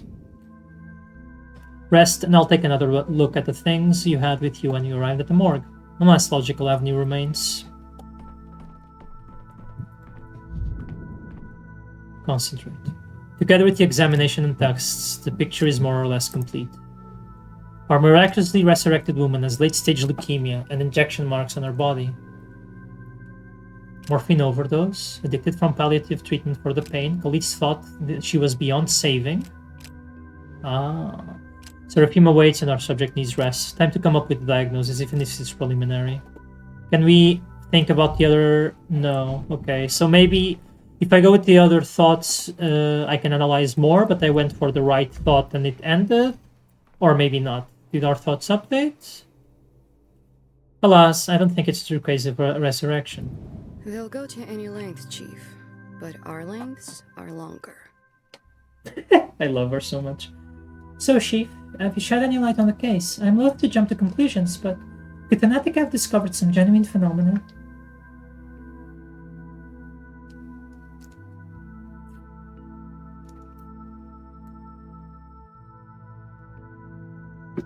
She has a terminal illness and seems to have been swinging from one extreme to the other, from self-treatment to turning to our institute. We don't know what medications she took and how they might have interacted with each other.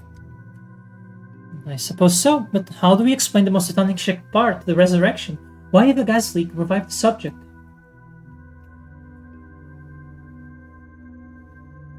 Did you see the bruising from intravenous injection? I bet it was adrenaline. Someone tried to restart her heart, but the dose was too small. When the gas leaked, the body released the adrenaline it was missing. So you think it was a mistake? The subject ended up in the morgue due to the negligence? She wasn't actually dead yet, and by coincidence an unaccounted for factor revived her? So disappointment I hear, it's unjustified. Let our subject rest and go through the lab's correspondence. Perhaps there's something useful in the flood of letters on miraculous resurrections, bold experiments, and other testimonies of unique longevity. Okay, he learned how to use the microscope. That's a very good... So, does that mean she wasn't dead after all? The woman who supposedly came back to life? Alas, and all the others we tried to find too. As of right now, spontaneous resurrections appears to be nothing but fiction. But what's your microscope even for? Doesn't show the future, doesn't raise the dead. It's just a toy, really. That's quite the bar you've set with your expectations, young man. Alright, if we can see the future in that class, then we're off. We've got important things to do after all. As do I. I'll leave things at my temporary lodgings, then head to the Crucible to see Simon. Lodgings? Sorry? About that. Do I need to click this for the... No, it's just weird. It appears... It doesn't disappear. Strange. Got the microscope. One doesn't need mysticism to see the world through a different lens. Wonders live on our fingernails, just as Seraphima says. I'm ready. I have overcome this town's first hurdle. If I keep up this momentum, my trip won't take long. Oh, you. Let's see the trade menu. I want my clock back. Oh, I could get my clock back. So they value beetles for a lot. That's interesting. I can give him tobacco. Oh, it shows the numbers that they are valuable. Oh, kids don't value drugs that highly. They do value bullets though. Bullets? Bullets. Okay. That was fun. Kids disappear. There are different kids here, so... excuse me? Why is there a giant inspector? And it just disappeared. What the fuck? What the fuck? Where am I? Why am I? Who am I? I don't want to talk to you. I don't like your vibe. Turn on the lights, asshole. And last year's demographic survey.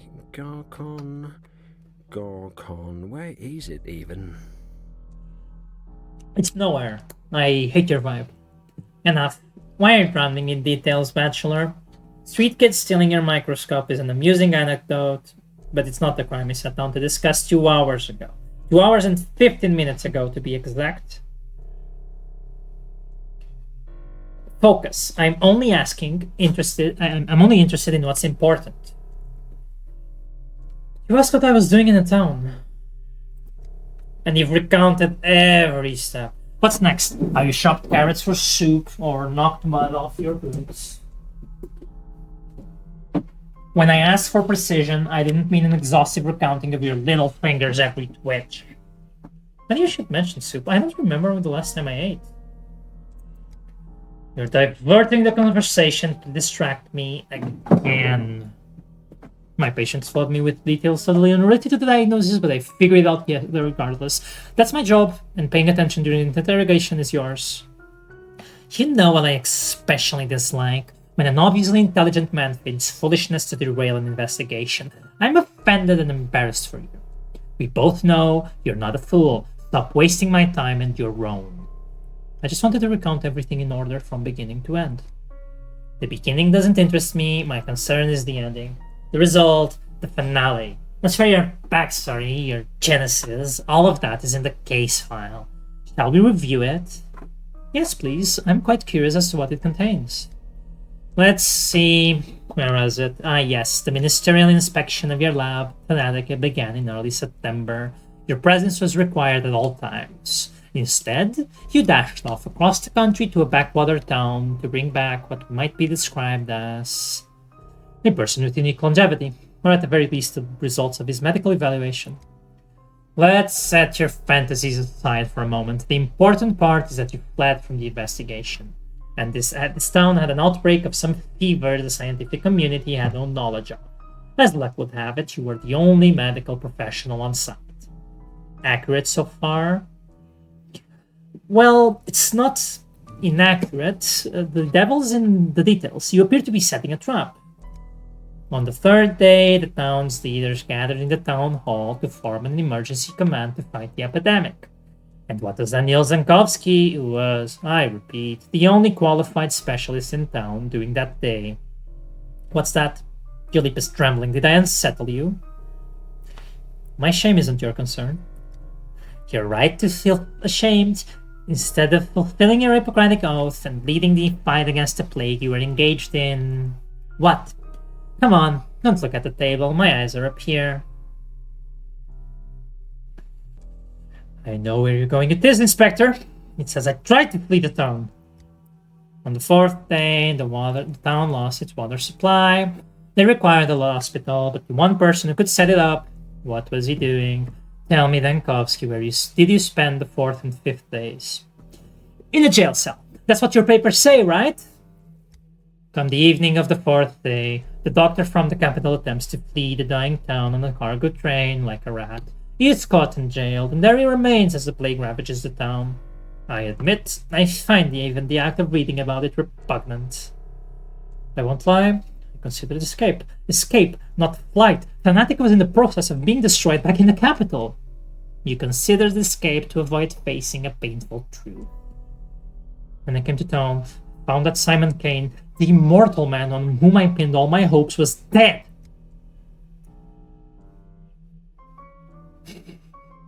Who are you fooling? Immortals don't exist. From the beginning, you knew as well as I did that Simon Kane was a fiction, a false hope to cling to. Simon Kane's nature, the mystery of his immortality and death, that's the most important thing that happened in this little town. And to me, but I can't just relay it to you. To understand what must immerse themselves in the details, take in the full picture. Simon Kane's death is the primary concern, not the deaths of tens of thousands, but one fantastical old man. My, bachelor. My. And for the very best immersion, you tried to flee the town on the evening of the fourth day. No, you're twisting it, you're rewriting the past. Where did I lie exactly? Point it out. Everywhere. About the emergency command, the escape to the hospital. The only thing you got right was the reason I came to the town in the first place. Then tell me your version of events. How did it all happen? No tricks. Leave aside your stories of children and microscopes. I'm tired of repeating myself. I'm interested in the ending, not the beginnings. Do you also read books backward? You will recount everything in whatever order I tell you to. On the sixth day, the plague destroyed the town. So if you'd be so kind, explain to me, what were you doing on the fifth day? Were you really so indifferent to the plights of the people around you? The town couldn't have perished on the 6th day. I was there for 12. There's an error in your report. You disappoint me, Bachelor. I'll ask again. On the 5th day in the town, what were you doing? The 5th day, let me think. Release date, January 9, 2026, Pathologic 3. Thank you for walking some of the Bachelor's path with them. This is only the beginning. Help us out by taking a survey. I will after the recording. So let's see what we have here when we press continue. We are transported to Day 5, in which the Bachelor grabbed the only remaining thread that may lead to Simon Kane. We are in a jail cell, a similar jail cell to the one that Artemy can be caught in on Day 1 in Pathologic 2, if he chooses to talk to Alexander Saburov. You will notice that our apathy is decreasing slowly but steadily. Let's look at the mind map for Day 5. Oh, sorry. How do I go back? Escape? Because I wanted to see what... I want to go back. Okay, I will try. Day 5. The end of the beginning. I'm never leaving this place. They trapped me in this bloody town. Now I'm trapped in a jail cell. There are no thoughts. There are still the thoughts from Day 1 that we got in the game. No thoughts for any other days. And this is the only thought for Day 5. I wanted to see what the thought map would say about Day 5. It had like Day 5 in which yada yada, but it's not showing here. It's probably the same that it said there. We have 7 amalgam. That's interesting. No inventory. The notes are the same as our thoughts. No artifacts. No, the notes are not the same. Sorry. No notes though. Okay. Open. Riddle me this. What place has an entrance but no exit? The jail. The grave. Ill-fated town. All your efforts were in vain. You came for the immortal, but the immortal is dead. You're a doctor, a lifesaver, and yet tomorrow the town will die of plague. You tried to save Fanatica, but the powers that be will destroy it in a month. And you're lying on a jail cot. I already remember why. Everything is a blur. An immortal man was your last chance to validate your research. Without him, it's all just a delusion. Do you deserve this? You deserve this, talentless, naive idiot. All of your actions are futile. All of your actions are harmful. I'd say I've fallen ill, but unfortunately I'm a doctor. This wretched town drains your strength. Drop by drop, you can't fight any longer. You don't want to. With every moment, you sink deeper into apathy. Lie down. Forget everything. Just fall into a deep sleep. Is it the local herbs blooming, or have you finally cracked, Benkovsky? Your legs barely stir. Movement takes effort. Will it be like this always? Strength always dwindles. The death of the spirit is the first death, and it has already taken you. But even apathy can be fought against. This despair isn't yours, I swear. It's the local herbs messing with your head. You can't invigorate your thoughts, you need to take something. Medication, coffee, tobacco, any stimulant will work. Splash your face with cold water. Kick a trash can if it helps. Better to wind yourself up into mania than struggle on like this. In mania, you're sharp and fierce. It's the only way to save the day. I have thought this to some extent. The town will sap your will, lull you to sleep, but you won't succumb to this false tranquility. We'll discuss the harmful side effects of stimulants on your health another day. Hey, you there, let me out already. Mania and apathy and indifference are constantly rising. To move faster, fight apathy by increasing mania.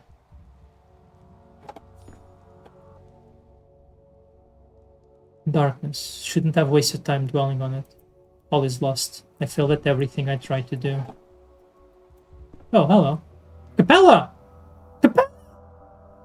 Capella, Victoria Olgimskaya, daughter of Fat Vlad Olgimsky, local magnate and master of bronze industry. Blood of his blood. Local kids named her Capella for her ability to point out the celestial map in the night sky.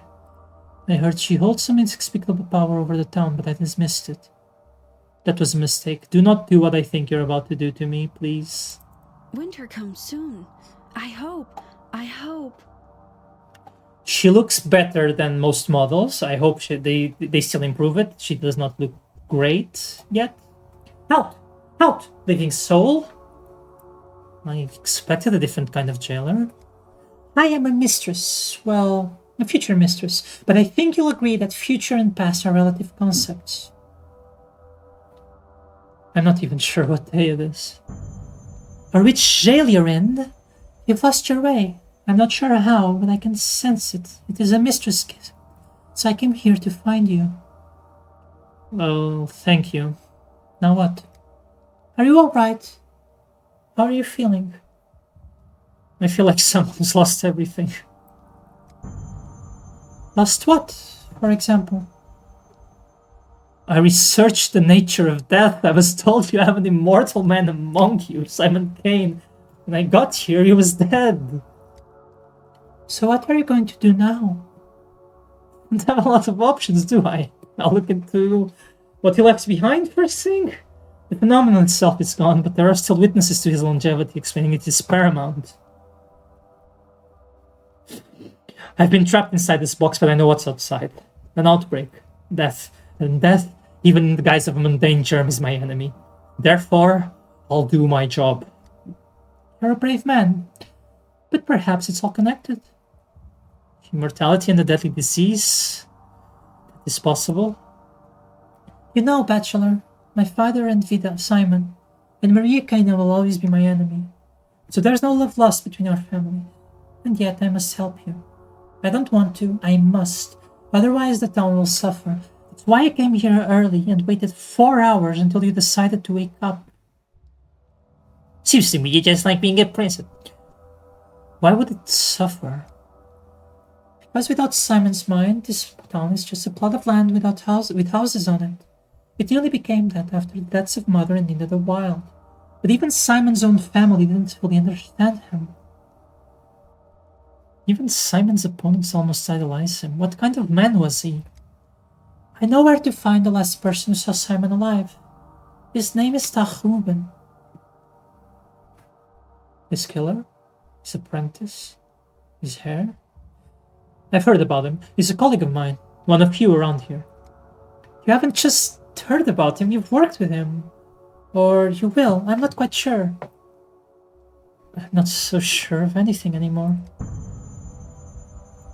He's a doctor. He has a hideout in the warehouses. Look out for him there. How do you know where his hideout is? The way you say it doesn't sound like much of a secret. I'm not just a mistress. I'm Vlad Olgimsky's daughter. Father owns half the houses and very nearly all the people in town, and the warehouses, and the ground under his jail. Fine, I'm in no position to turn this down.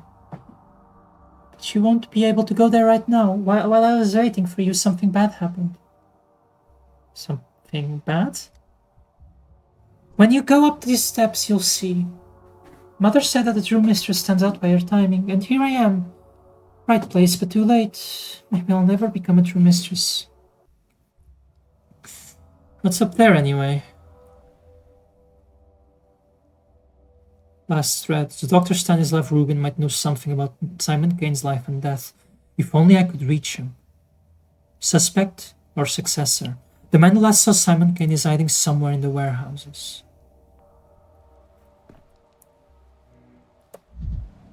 Victoria Olgimskaya, Jr., daughter of a local factory owner. She thinks she wields mystical powers and the authority that comes with them.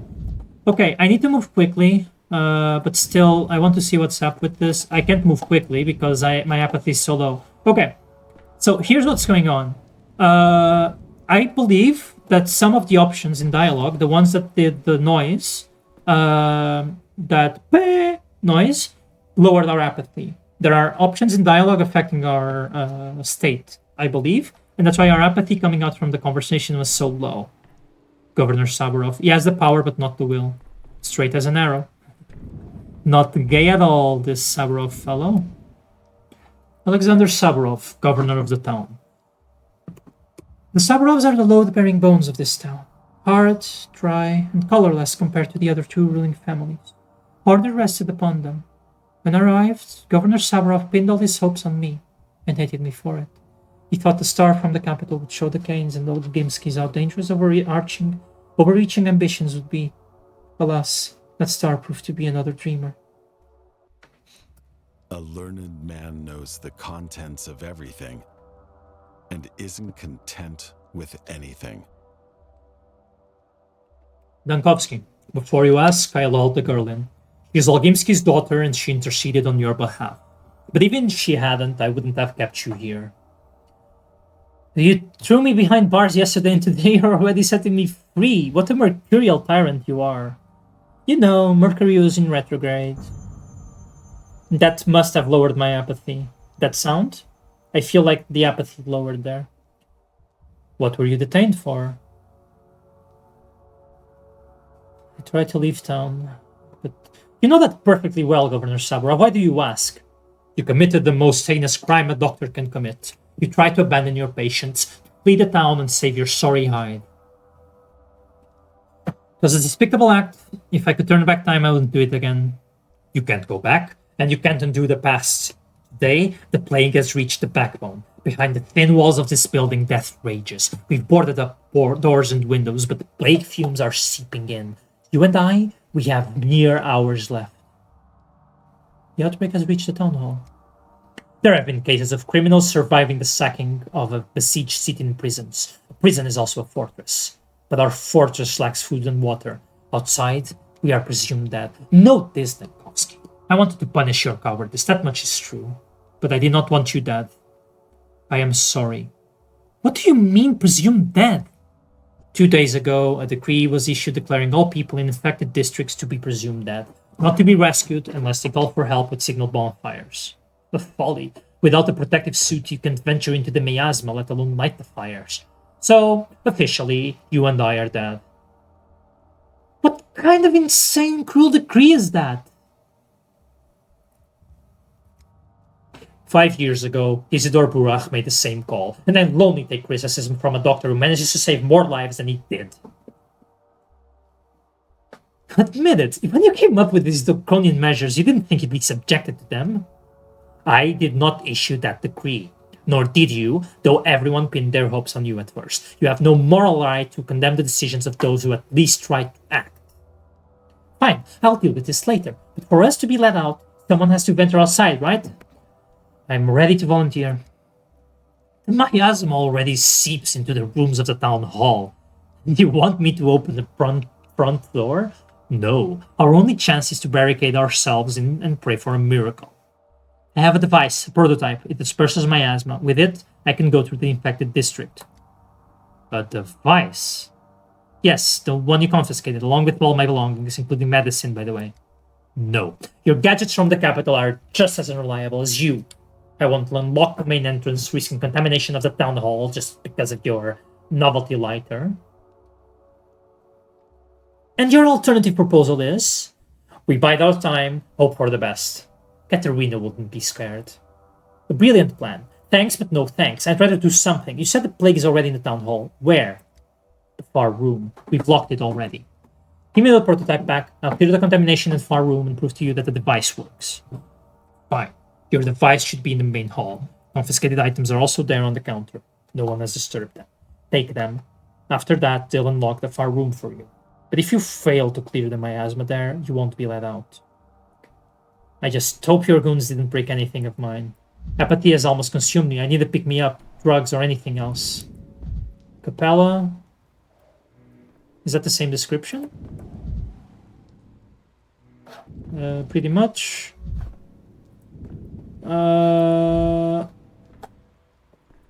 Where the fuck?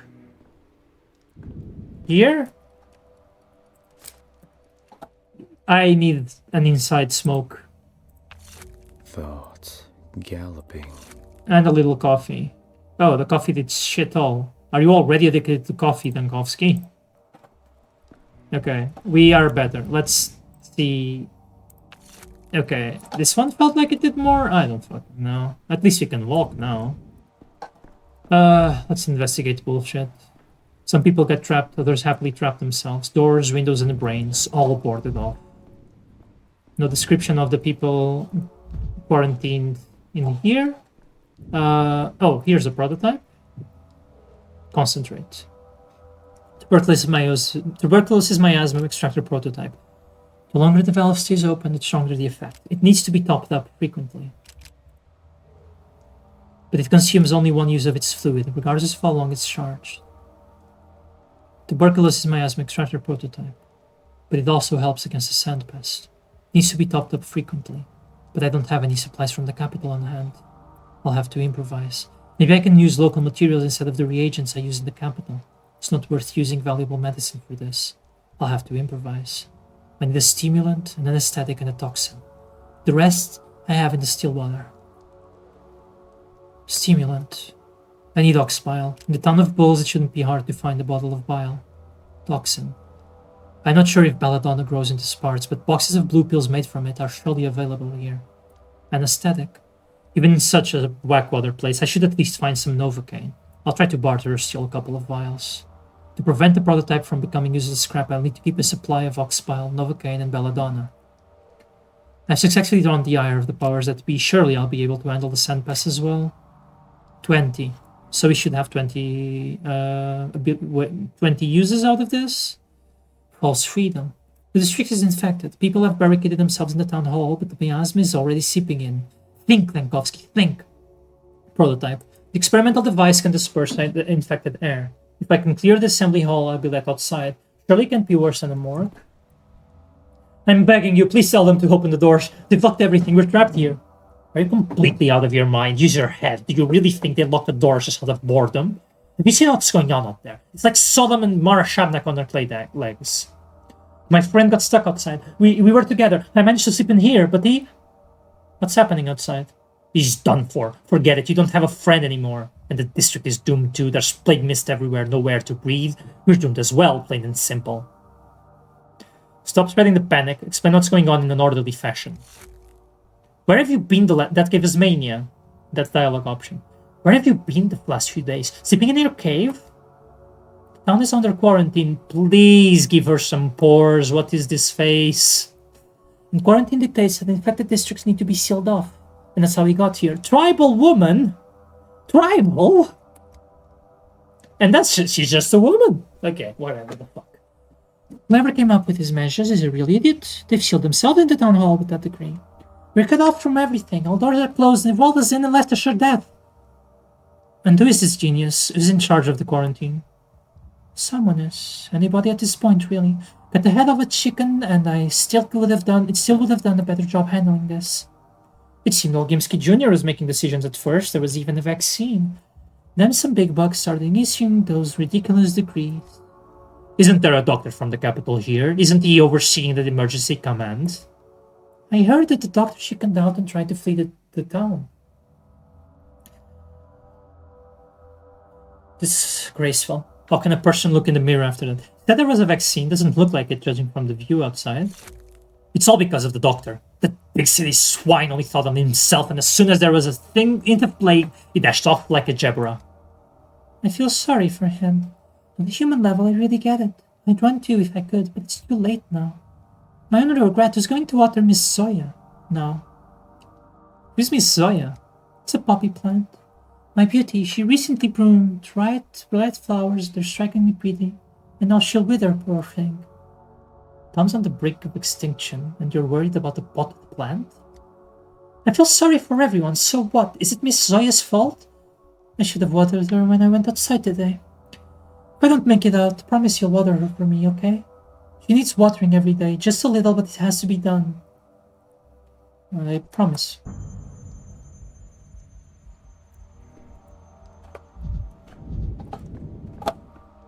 Okay. And you are? Oh, let's fucking go. Yes, thiamine, alkaloid extracted from hemben. Speeds up the heart rate, disrupts memory, provokes fits of rage. Immensely invigorating. We also have matches, which we didn't have before. Burn brightly and briefly, but reliably. The potassium chlorate ensures that it won't go out in the wind and rain. Can be used to ensure to start fires. Oh, there's the dipshit in charge. What's up with you? Piece of garbage. Vlad the Younger. I let power slip into the hands of those unfit to wield it. The consequences are plain. Vlad the Younger. Vladislav Volgimsky. Vladislav Volgimsky, son of Vladislav Volgimsky, the factory owner. Heir to one of the 3 ruling families. One could imagine the autonomy he enjoyed living under his father's shadow. He thought his father's power should be gently modernized through reform. He kept up with contemporary thinkers. He put his faith in progress. And as his reward, the dirtiest of tasks fell to him. I can't move. I'm bound by family ties. So I know it is in fact so, but the mustache, the facial hair, the eyebrows look drawn in. Like drawn in on a person, not like in a video game character. What options does the town have when there's no vaccine or cure? When there's neither hospital nor doctors? Isolation and quarantine are our only tools to slow the plague spread. Hold on, are you the one who issued the decree not to rescue people from the infected districts? Everyone is saying I acted as Isidore Burak did 5 years ago. They can think what they want, but they're remembering it wrong. My measures are not so harsh. Isidore Burak sealed off the plague districts, no chance of escape. I at least told the orderlies to keep an eye out for bonfires, to keep those trapped behind the cordons a chance. I applaud your humanity. Perhaps you've even earned yourself a commendation.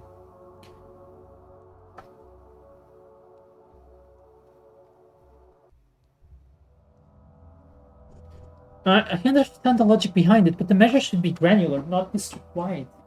And why bonfire? Don't they guarantee, pray tell? An infected man can light one just as well. Sorry. Give me a sec in real life. Okay. I don't know how much longer this is going to be, and I have pills to take, so...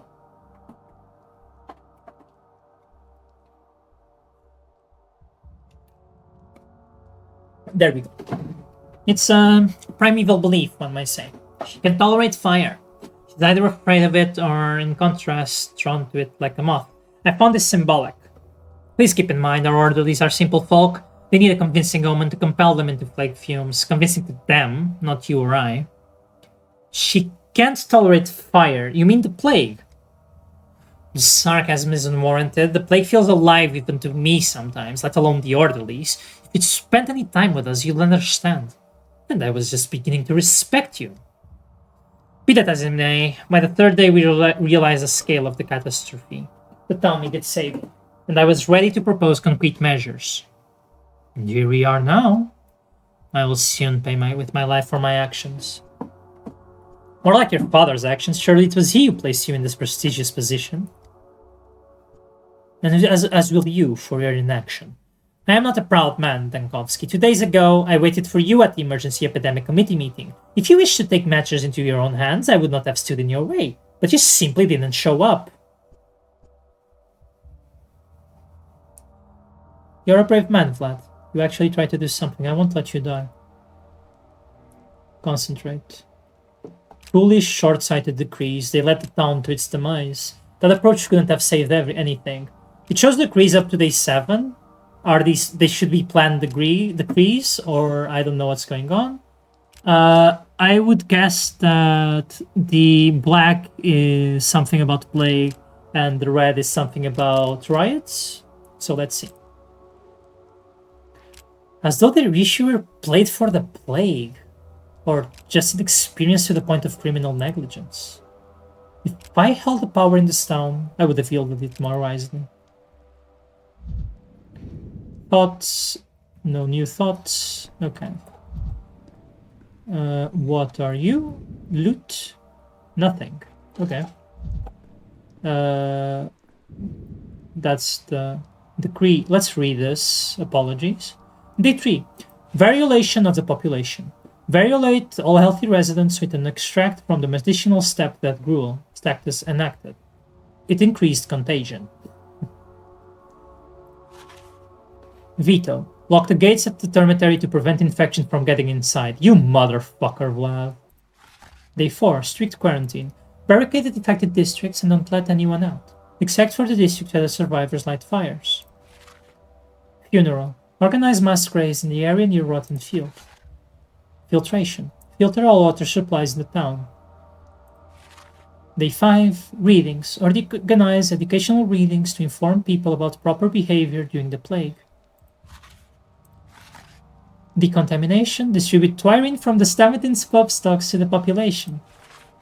Step amulets. Place step amulets in the town to calm the population. Very interesting.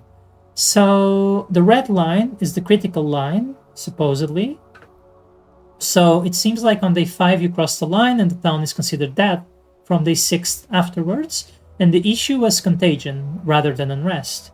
And these symbols meant focus of infection eliminated and critical event, of which in concentrating showed us some happening on day 6, I presume. Or maybe it was day 6, I'm pretty sure. Some critical event. The only critical event I remember in day 6 in the Bachelor route was the main thing that happened on the Bachelor route on day 6 was investigating blood samples from the women in town. So day 6 was when the cathedral was broken in and everybody inside died. That's a pretty critical event. And maybe a focus of infection was eliminated by checking the blood, something related to the changeling, something like that. Let's see how our thoughts have changed. Hold on. Are you the one who issued the decree not to rescue people from the infected districts? You're right. Sometimes only the harshest measures can prevent total catastrophe. Okay, let's move along. Nice to meet you, Vladislav Jr. I am a bit... Oh, that's the door. Okay, so now we can go into the bad place. With the miasma. 19. I need to clear the miasma with my prototype.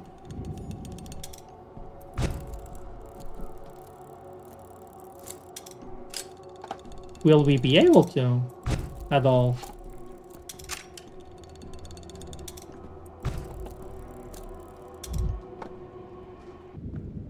Oh. Okay. See the past, or loot. I believe we can only loot, and it gives us nothing, and see the past is not yet available. Maybe it will be as the ending to this. We now go talk to Sabrov about this. Oh, fuck! You scared me. So stupid. What's that smell? Bile. The prototype uses other reagents as well, but they hardly smell of anything. Your contraption works. Let's assume as much. Is it enough to traverse the infected district? If it's not enough, I won't be knocking on your door to be let back in. You have my word, I won't endanger you. Mania? Fine, let's assume that too. Listen up. You need to make it to the southern exit of the district. It's guarded by orderlies. The other exits are either sealed off or being guarded by vigilantes. Best avoided. By vigilantes, you mean a mob armed with sharp sticks, driven mad by fear. Got it. But first, you need to light several bonfires. More than one, that's important. Again with the bonfires, I'll just tell the orderlies that there are living people trapped in the district. I'll be standing in front of them as living proof. I've said it already, this is how it's been since the first outbreak 5 years ago. If there are fires burning in that area, that means there's still survivors, still able-bodied and healthy. Only those are worth saving. We were ordered not to bother with small pockets of doomed people.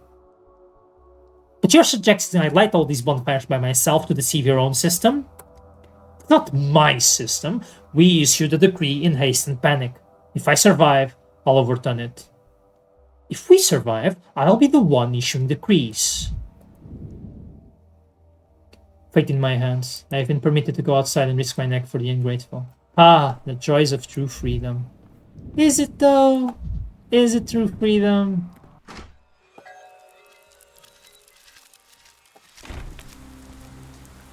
Oh, we can see our amalgam finally. Signal bonfires. The district is inspected and sealed off. I can only leave if I light several bonfires. Thought map? Trapped. When an infected district goes dark, it's considered beyond salvation. Volgimsky's decree, everyone inside is dead. Chicanery.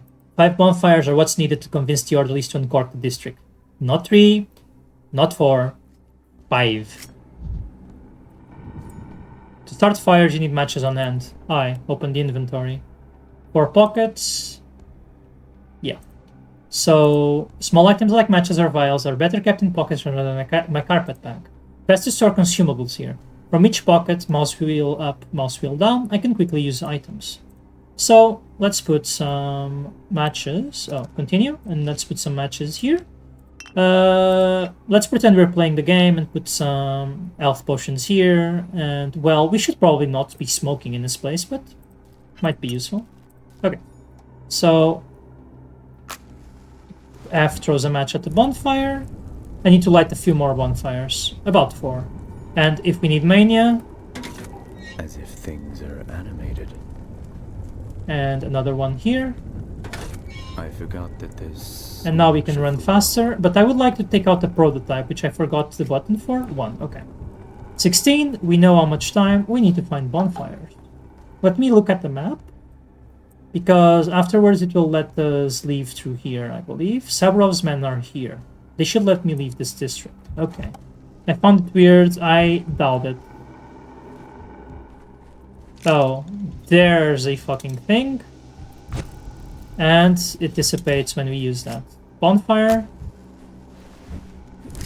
Very slow animation. If the regular gameplay includes that, it will be very interesting because of that.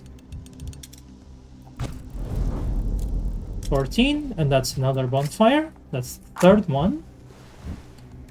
So yeah, having that animation in a regular Pathologic game being still for that long. Holy shit. That's some great ass loot. What else have I not been checking out? Why is this here? Interesting. Okay. Not picking up from trash cans. My heart suffers. 4th bonfire.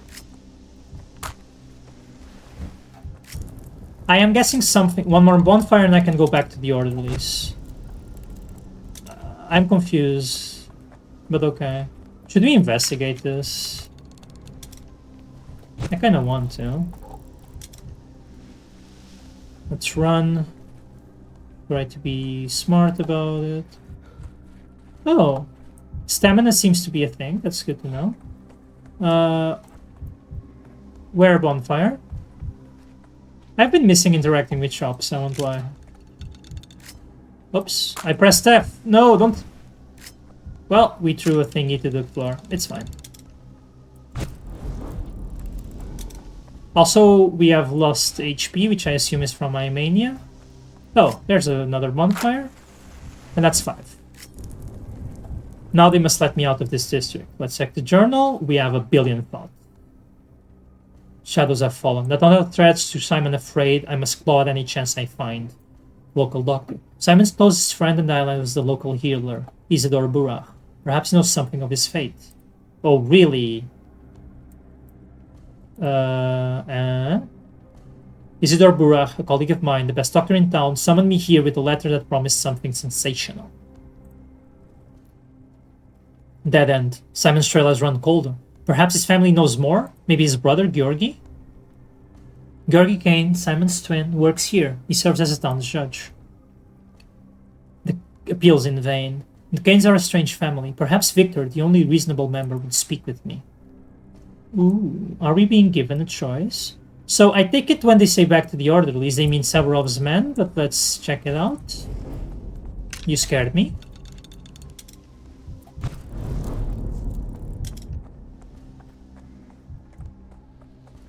So here, I just... What is happening to me? I have no idea what just happened. I got caught in play. Okay. And here are the guards barring the path to salvation instead of granting it. He's alive. Boys, there's someone alive here. Barely alive. I'm not the only survivor. There are people trapped in the town hall. They need urgent help. Whoever's trapped in there is dead to us. Governor Sabrov's orders. I assure you, with my medical expertise, the people in the town hall are alive and not yet infected. And who are you? The only qualified doctor in this benighted town. We're only doing our jobs. The decree is simple. No fires, no entry. People can be saved only if the bonfires are lit in the district. Otherwise, it means they're all dead. Open your eyes. The bonfires are lit. Wait. Really? Let me count them again. 1 fire, 2 fire, 3 fire, 5. Boys, there's survivors in the backbones. Well then, clear the exit to the district. Exhort people from fire to fire. Do not deviate from the route. So you're just scared of being in an infected quarter without the fires burning. I see. Well, Gimski Jr. is scratchier than I thought. Hurry. And one more thing, at least wrap a rag around your face so you don't breathe in the miasma. Indeed, we'll need some sort of kind of protection for the orderlies. It's right terrifying to go in there, but it can't be helped. Orders are orders. And you, survivor, why are you standing there? Get on out to the clean district since you managed to walk all the way here. I yearn to breathe clean air and not flinch at every shadow. And yet your orders are dangerous folly. Light the fires and that's it. You didn't even test me for infection. I suppose we can deal with this later. And good luck to you in there. Tell the governor that I won our bet. The people in the town hall have a chance, ergo, so does the town. The thought is... the walls have fallen. My path through the horrors is clear to me, and the people in town hall are saved. For today, at least. Route planning. The town is merely a sequence of districts, and I am the one to left-click choose that sequence. I can choose a careful route, step by step, avoiding dangerous districts. Or space walk directly to my target. No need to rush. If I change my mind, I can always undo my last move, or Z start over. So we have to choose here. Available in the demo, about going to see... who the fuck are you? I forgot about your name. Ruben, Jesus. And available in the demo, going to see the kinds. So we only have a real choice, which is Isidore Burach, a colleague of mine, the best doctor in town. So I like that we have a choice here. If this is how Day 5 is going to work, it seems a bit more promising than the rest of the demo. I don't mind the linear gameplay so far then, so that they are able to give us an actual... to tailor the experience to show what the game is like to people. So that I don't mind that as much. But you can see the dopamine reaching my brain at the idea of making a choice. Like, the linearity has been messing with me for a Pathologic game. It has been a bit too comfortable, despite the attempts at making it uncomfortable. So the infection, very uncomfortable. The dialogue difference, the mind state difference of Daniel being in jail, that's amazing. That mood swing is very lovely. So the emotions are there, but the choice in being lost has been missing so far. So yeah, let's start travel to Isidore. Do I need to hold space? Okay. So, I need to... I don't know what I'm supposed to click here. Oh, like this, I guess. So I can remove like this, and I can click directly as well. Okay. There are no other places I can go, I believe. So let's do clear all points and see if I can travel anywhere else. I cannot travel to this area. I could go to the gut and check out what's there on the way to Isidore. Shall we go to the gut? I think we shall, right? It's on the way to Isidore. We can inspect some more stuff. We haven't been in the gut. We have been in the mall. So let's see what's up with the gut. We travel. We have this little animation and the sound, and we get to see a tragedian again, which we cannot analyze, but we can talk to. Senor, how hot to see you here, Augrim. Likewise, Jesser, I hope to find something more interesting here than you. A woeful shame, an awkward turn. You grace the stage we've yet to set. There's nothing here, but a one-man show of waiting for Daniel. Waiting for God a reference will always make me happy. A play, of course, in which Senor was never to appear. A waiting for God a reference. What? Really? There's nothing? In the whole district? The thing entire, Senor, is empty. They wait for you elsewhere, not here, alas. A trinket you may find among the trash, perhaps, but no more. Calm down, Jester. I know what it's like to rush to meet a deadline. Well, do you know who likes searching for trinkets in the trash, despite not being able to open trash cans in this game? Hello, Mr. Loot. A lot of loot. Taurine. Extract from oxbile, fitting in a town built on balls. Stimulates the nervous system and supports the body's metabolism. There's Red Bull in Pathologic. Happiest day in my life. Iosmosine, the others we have already checked. Interesting that this box has a clothing label. The other one seemed to have a pharmacy label. The one we saw, the one we looted in the backbone. Let's check as much as I can, even though they're making fun of me for looking at what this district has to offer, despite not being relevant. You know I'm going to go up those stairs. I don't like my health, so F to raise your health. I'll do it twice. I am lazy like that. And I don't want to accidentally press keys. This gate is closed. Okay. So I guess on day 5 you start losing HP from Mania. Again, don't know if it's the demo that's railroading us there, or if it will be the same in the game. So there was a children's cache here in Pathologic 2. This does not have a collision, as you can see. There was also some blood roots here in Pathologic 2.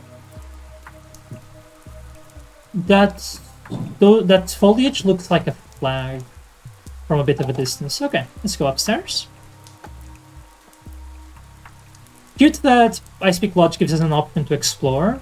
So we explore and they're like, it's not ready yet, we're still making the game. Kinda. It's very sweet that they know there are people. Rain, we get to see rain. It's a bit heavy on the graphics. Speaking of which, let's check if my graphics... They are not that high, some of them, but some of them are. I don't know. I hope it's not been too bad. And I think the game will have optimizations. Pathologic 2, when it came out, also had some lag and stuff. So maybe the game releases in a better state. Maybe it gets patched. We shall see. Nothing there but decoration. I want to go there because I have a bad habit of not looking into the distance. But all you see is essentially fog here. The town looks great. So I'll take this time to yap about some things I haven't yapped at. So, day 1 Bachelor seeing a very beautiful town before the plague hit. Arguably more beautiful than Artemy got to see it. I think it's very fitting. I am a firm believer in that the Bachelor's route is going to lead to decisions similar to Pathologic Classic, spoilers, between bombing the town or saving it and losing the polyhedron in the process, or maybe a simple having to rely on another healer to make a decision. I think that is very fitting for the Bachelor for a few reasons, so some more loot to pick up here. I like that there are loot caches, but I don't know what's happening with them. I am sure that the game will give us some lore reason for those. The full game, I mean.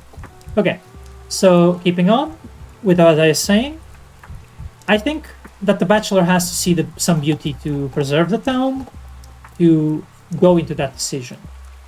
On that end, the analysis that the Inspector does of the Bachelor's choices, what the Bachelor has done, I think is very... How shall I put this? Oh, this area looks gorgeous. Also, I want to look better at another area because we are in the gut.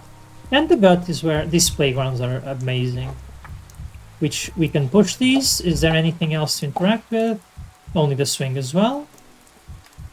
And more trash cans. The man last saw Simon Kane's hiding somewhere in the warehouses. So here we saw Capella being hung in quarantine because this district was rioting. A lot of loot here that I want to analyze. So, nutshell. Local children believe that nuts can capture souls after death. They say they're like the polyhedron, whatever it means. Lens. One doesn't need mysticism to see the world through a different lens.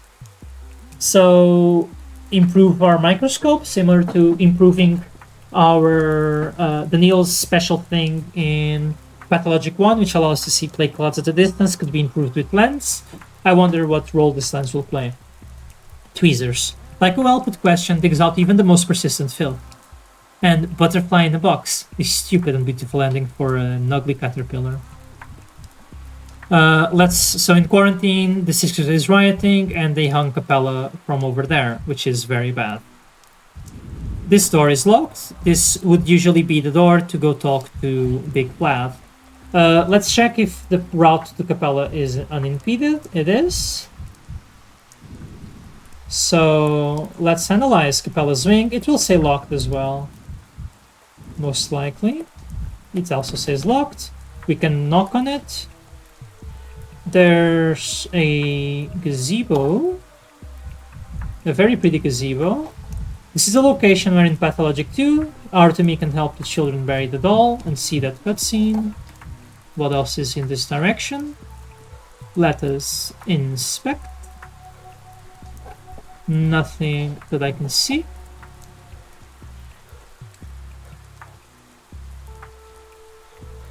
And I seemed that there was an open door here. And I don't think we can go in this area, which has these stairs, which in Pathologic 2 leads to a worm transport. Also, again, with our HP dropping. Mania is very serious for Daniel, huh? Okay, there's a little card. Again, no jump key.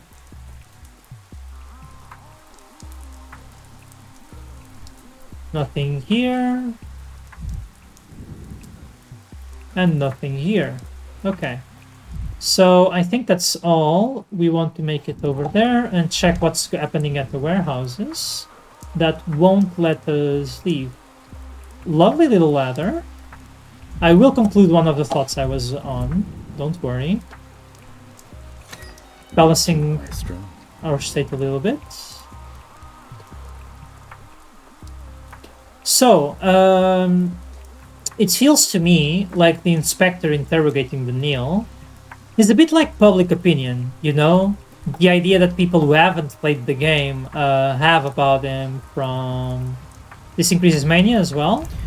I could use... And it shows up in the red that inspecting it gives you more mania, like it did for the suitcases in the beginning of the game.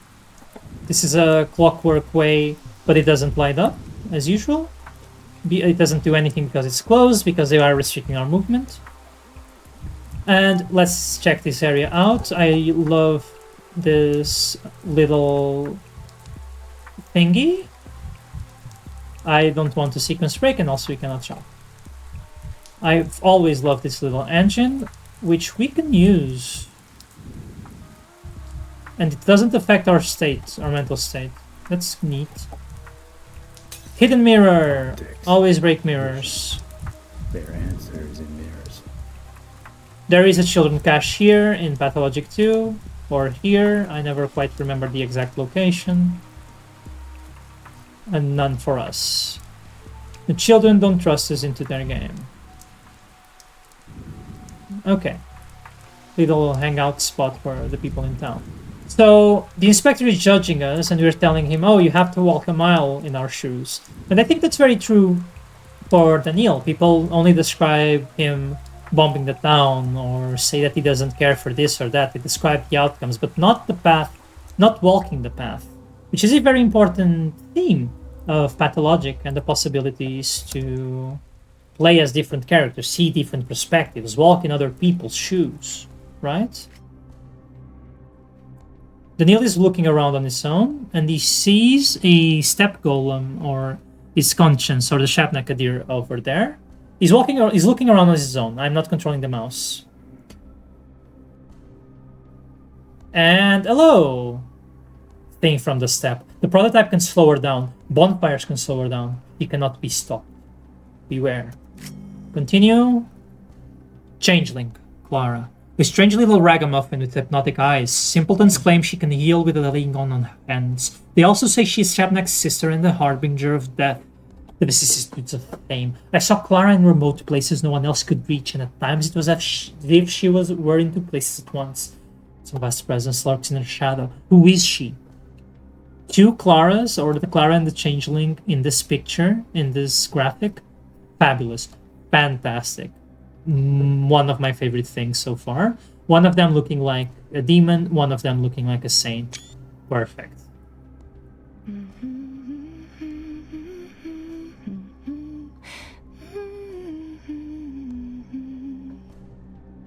Stop. Look into my eyes. Don't move. Don't even turn your head. She won't touch you as long as there's a thread between us. What's this strange... Are you hypnotizing me? I can already tell you're not susceptible to hypnosis, so why waste the effort? I only want to help you, and I need all of your attention to do it, so there's not even a morsel left for her. She feeds on your mind, you see? Who are you? Clara, and I'm the one who's going to save this town from the plague, because you don't have the first clue about it. Your head's a cardboard prison. But I still pity you, such as you are. Here, let me help you. You'll save the town from this town from the plague? With a laying on of hands, I hope. The speaks fly by overhead. Yes, so you've heard about me. Thank God someone has. Look into my eyes. I'm going to help you. I have nothing to fear from her, and I'm going to teach you not to fear her either. Who's she? Shabnak. You know, that bony monstrosity you don't believe in? The one that's making her hands shake right now. You see her too? Impossible. She's my own private hallucination. My foolies are very much a one. That's not true. But it's good that you think so. The less you believe in her, the harder it is for her to get your hooks in you. Laughing at her would be ideal, honestly. But you don't have the guts for that. You're way too serious.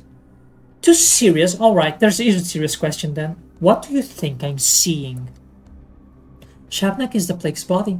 The herd spits her out every few years, so she might walk through the town and cleanse it of corruption, of wicked thoughts, of weak people. Everyone believes something different on that front. Why you, with your head of solid oak wood, can see her is a very interesting question. Most people like you are completely blind.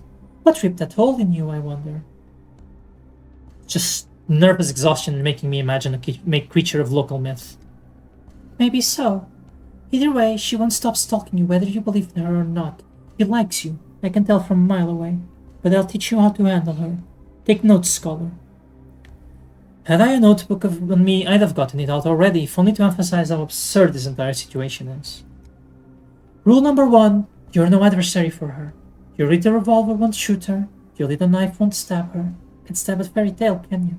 And why would you even have a knife anyway? So all you can do is run. Fair enough, fighting an hallucination is like tilting at windmills. Yes, exactly. Keep thinking that. Good scholar, good scholar. And the prototype? What prototype? I have an experimental device prototype that's capable of dispersing plague miasma. Let's say this vision... Let's say it manifests as some kind of especially dense cloud of sandpest. If I shoot at it, it'll dissipate it. Which means the prototype can kill this Shabnak. You claim to fight death, but look how your eyes lit up when you said kill. Killing death would be an heroic feat. It's a long-held dream of mine. There's no way your little device can kill a Shabnak. Neither bone nor metal can strike her down. Everyone knows that. How about compressed air and atomized particles of bile and belladonna? Your myths say anything about pneumatic weapons? Thought not. They say a sigh from Boss Turok can stop her for a short while. When he sighs, she walks on tiptoe, careful not to wake him.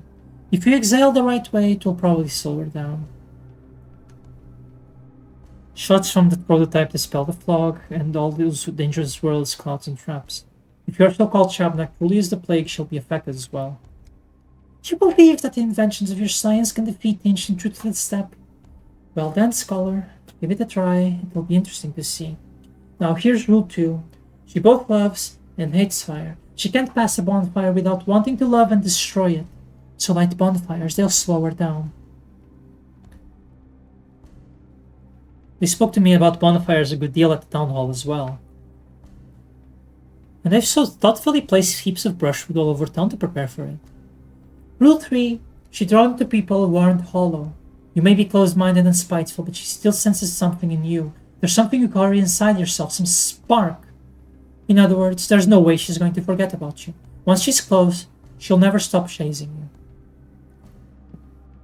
Yes, I know. I'm irresistible. Crafty, the way you weave compliments and insults together. So, something very interesting. This thing about chasing things with something inside you. I just played to the Void recently, and this is very similar to the fact that predators in the Void sense color and creatures that carry color inside them and chase them to try to take color from them. In the Void, we play a character who collects color inside of him and processes it and stuff, and the predators do chases in that sense. So that similarity is not lost on me, and it's very, very curious. In a sense, the Bachelor carries things inside of him, maybe similar to the color. This one's so simple that I'm not even going to give it a number. If she catches you, she'll devour you. You might find a way to wriggle out of her embrace the first time, but definitely not the second. I thought I'd sensed some sort of animus coming from her. And finally, you're probably not going to believe me. She eats away at most people's bodies, dries their skin, chews up their immune system, but not as easy to get to, like someone's watching you from above? Protecting you? Maybe? I don't know. From above? You mean from heaven? I don't know. Well, yes, I do know, but I don't understand. Feel free to disbelieve me. It doesn't matter. Just keep in mind that you won't get infected in a plague district like others do. Instead, you'll go insane, waste all your time, and then she'll eat you. That's how it will happen. I have this... It's gnawing at me, like this time as a currency. It's making me think of color in the Void again. Maybe it's just a parallel, a coincidence, but the connection is gnawing at me. You have a point. Just being in a plague district feels like having a maelstrom raging inside my head. She thinks she's my sister, and I think she's a monster made of both bones. My hatred for her is stronger than all of yours combined. Be bold, Bachelor. There's no shame in running from her. Maybe we'll get something done after all in the end. Thank you, girl. This has been a very strange conversation.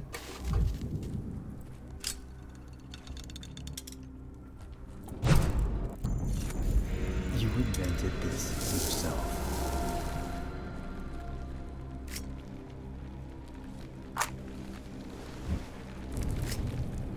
Okay, we lit a bonfire. Maybe it distracts her. Why do we see a shadow of a man? It hurts us to walk through it. I never figured this out in quarantine. I think it's like Daniel's conscience at people being affected. We hear a noise that I'm not a fan of, and the ground shaking.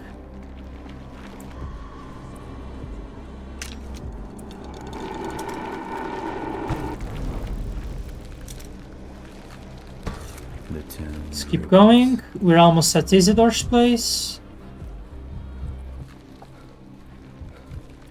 And let's get inside. A lot of people at Isidore's place, including someone that I see over there that's very special to me. Let's see our thoughts. Peculiar signs. Maria Kaina, Simon's niece, brought her entourage to Isidore's house.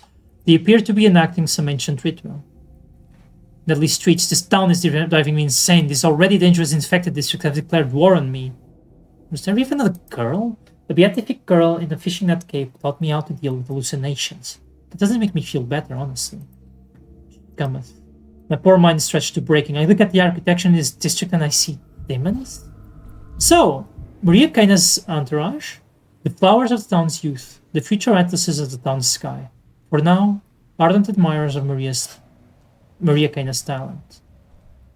Same description. Maria, Simon's niece. The townspeople believe she has the gifts of prophecy. What business does she have in this gloomy house? This person is part of our entourage. And for now, we cannot explore any further or have any other thoughts. Time to talk to Maria. I am not kidding when I say this conversation will make or break this demo and possibly the game for me. I need Maria to be special. Her dress is more elaborate than in Pathologic 2, which is very important. She is listening or talking to the house like in Pathologic 2. Maria Kaina, daughter of Victor and Nina, eldest daughter of the Kanes, Simon's niece. Her mother was a mistress, a woman said to wield mystical powers. Maria believed she was meant to walk the same path. She was followed everywhere by her signs, young people who claimed to have aligned their fates with the constellations and Master Destiny himself. Her every gesture burned with untamed fire. Few thoughts Okay, 3 thoughts. 1, she is barefoot. The writer's barely disguised fetish. 2, she is in the same pose as some Nina Kane statues, which is very ominous. Is she to become a second Nina Kane, a second, maybe Maria the Wild, Maria the Scarlet Mistress, the Nocturnal, something like that? Third thought, she is giving... Oh, her hands are very bony, look like a witch's. Also very interesting. This is giving camera obscura for a sister. I guess we could say that of all of them, but she is giving me the most sister from the Void vibes. In particular, she is reminding me of Una, I think. Okay. Which is a sister in the Void whose chamber is filled with fire. Just as an FYI. Oh, Mother. Why can't you be here with us? She looks less bad. It makes sense for her to have this clear skin, but a bit too clear still. Looks a bit more adult than in Pathologic 2, which is very important for me, specifically. I can't hear you. Speak my language. Don't pretend you don't know it. I haven't said anything yet. Who dares open his mouth while the mistress is working?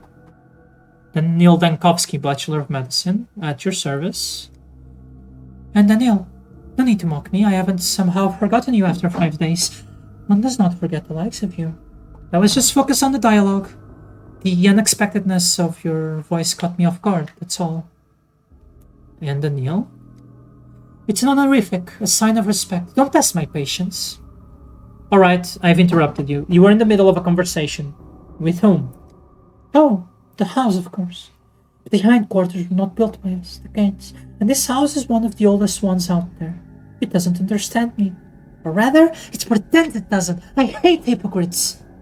What a bastard. Hey, you inanimate matter, answer at once. Sorry, I'm in love with some of the dialogue options. I'm very happy so far with the dialogue options, mind you. Was that a metaphor? They've explained it to you already, haven't they? We, the mistresses, can feel certain things in a way simpler folk cannot. A trace of Uncle Simon's hand still lingers in the house. Here, very close, still warm. I can feel it. But the door's locked and broken, and the house will give me nothing freely. A trace of his hands? Do you mean fingerprints, or is this another metaphor? I don't know. Uncle was a very close friend of Isidore Burach, or a rival. True friendship is indistinguishable from rivalry. And I can feel his life still smoldering in his house, in some object, or a living memory. Perhaps he's even there himself. Simon's alive and in hiding? No, I don't believe in this sort of luck. Although... Oh, never mind. It no longer matters anyway. What I'm doing is stupid. And what you're doing is even more so. That's what I thought an hour ago. But if Simon's left some kind of trace, any kind... Not my point, Daniel. There are traces of Uncle Simon's in this house and the whole town. In the polyhedron, in the people, even the street layout. People don't die, they just scatter into myriad reflections. But we, his poor descendants, won't ever be able to get them back because tomorrow shall not come. Stop catastrophizing, the town still stands a chance. I don't understand where metaphor ends and plot begins with you. Apathy. We'll be suffocated by walls of reeking bodies. Shabnak will devour our tomorrow.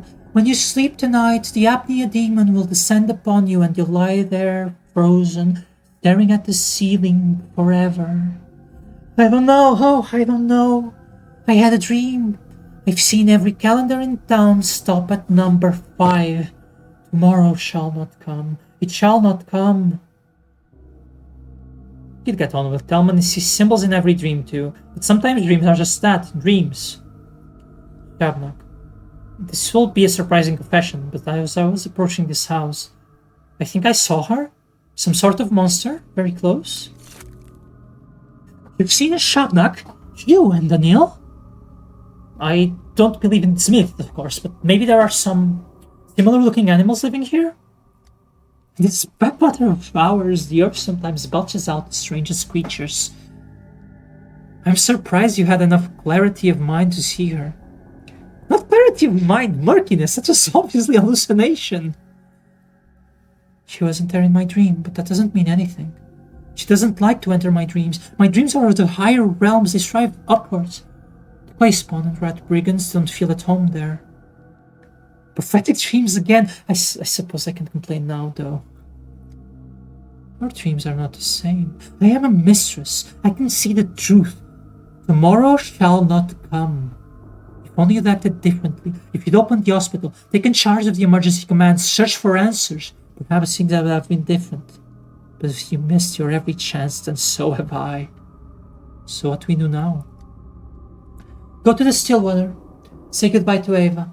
Gaze up at the starry sky before you sleep. Write a letter. Get in touch with something you hold dear before the end. I hope to say goodbye to Uncle Simon. No, I will fight until the end. Although, you know, Daniel, this was in my dream too. I stood in this house right here. Uncle Simon breathed behind the closed door. And I told you that tomorrow would not come. It was important to tell you that for some reason. I can't shake the feeling that there's still some chance, some opportunity I overlooked. I must find it. Doomed gaze. Maria claims the town will perish tomorrow, and I think she's right. Too late. Isidore's house fell silent with its master's death. He studies on the second floor. Alinatsu mentis. In the creaking of the walls, she hears omens of the town's death. Apathy is falling very fast. Let me go into the study. Why are we... Oh, hello! Boy! So that's who's been making all the noise. Are all children in this town thieves?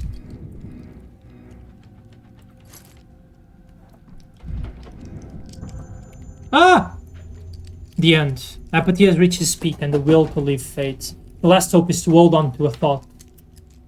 My hand reached for the final bullet. I must act before it's too late. The town will perish tomorrow. So says the logic. You abandoned Thanatica for the town. You abandoned the town for Thanatica. All the threads have torn. Maybe it's time to give up. No, Dakovsky, have the courage to fight until the end. Fuck!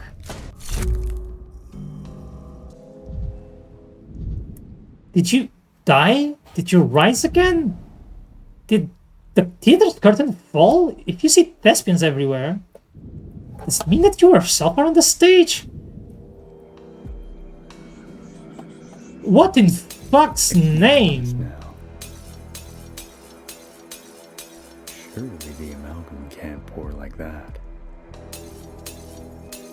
Who's staring at me through the looking glass? The broken ones don't lie. What troubles you, senor? Your day is over. I just shot myself. Why are we talking? You stand inside a mirror chamber. Look, one glass in which you shot yourself, more still in which your life goes on. This place allows a man to choose among the possibilities. I don't understand. You're free to pick the one in which you shoot yourself and end your story there. Or you can choose to defy death and give it one more try. Your business in the living world remains unfinished, no? I'm needed here, but also at the capital at the same time. But there's only one of me, not enough. Then let us say you did not shoot yourself. Too much left still to do and not enough of you. Your goal will pull you back to life, a hook lodged in your cheek. If you too soon depart, who would be there to bear this burden? Why are you fucking hugging the clock?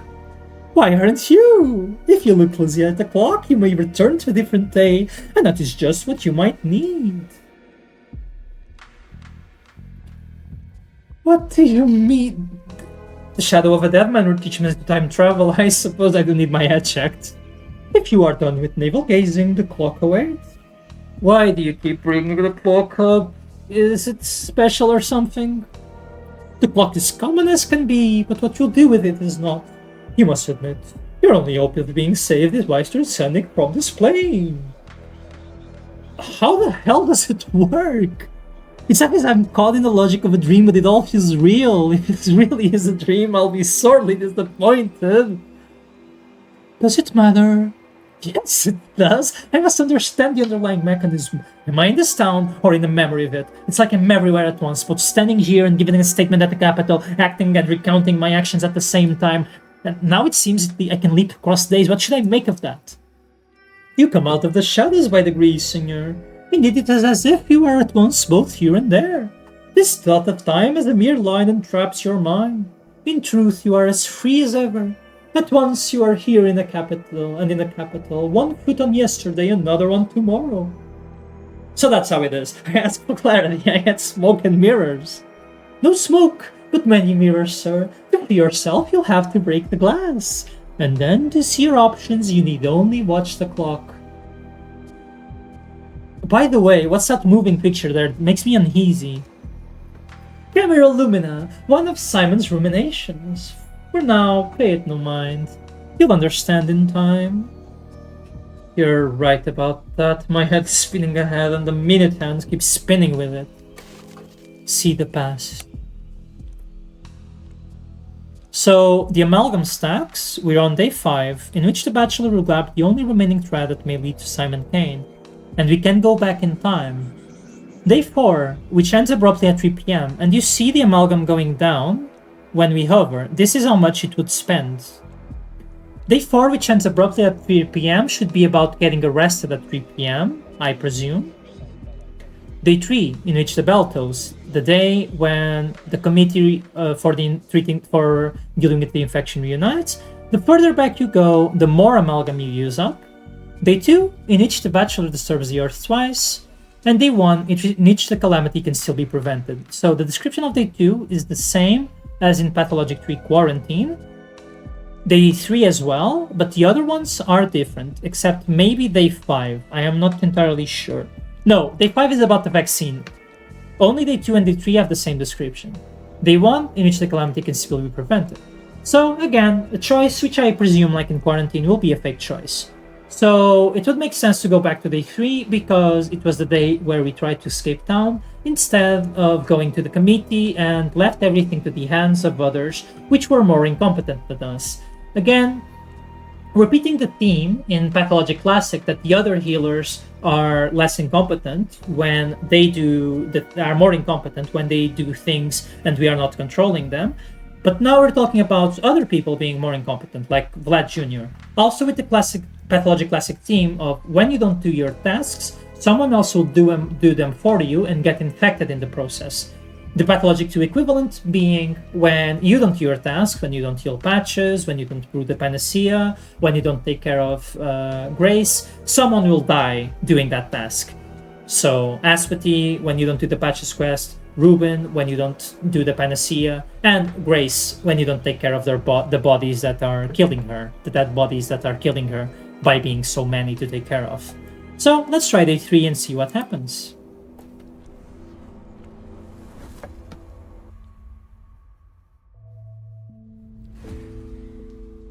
We wake up on day 3 in the still water with the description. Day 3 in which the bell tolls. I didn't check the thing, but now it leads us to a final screen. We were unable to see Ava. And this time it does not have a continue button. It has taking auto survey. I will click the button so I don't forget to do so. And I am going to click the back button. I have already wishlisted the game. You are safe. Again, Pathologic 3 releases on January 9. Thank you for walking some of the Bachelor's Path with him. This is not the end yet. And we have a very, very good, very nice credits here. And a very good description of the credits. I love these. Let's watch through the credits as we finish our recording of my first playthrough of the Pathologic 3 demo. This is a remix of the Broken Heart, the music that plays in the Broken Heart, and a nice one. Maybe there were other references to music in Pathologic that I didn't recognize. I don't know how I feel about the different soundtrack completely. I was expecting something more metallic, but of course we saw very little of the game itself, though. Kevin Snow is a Daniel apologist, and Laura Miche is a doorknob taste tester. Bruno Diaz is a Daniel detractor. I presume Bruno Diaz is doing the localization for Portuguese. That's very cool. Brazilian Portuguese, very cool. When will Alfina calm down? Never. There was an Alexander Shaburov there. Dmitry Viryasov is a master of minors and majors. Congratulations. Very cool credits. Alexander Zenin is cursed with understanding, relatable. Special thanks to a bunch of people, including the I Speak Lodge community, which is us. We're in the credits. Yay! Yes.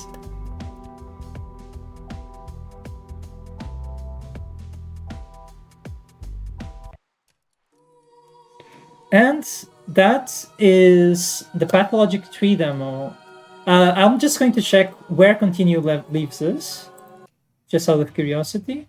Oh, back in here. So we can have this conversation again. I just want to test something really quick and see what happens if I choose day 1, for example, and see if I can turn around in the still water. Or if it is even the still water.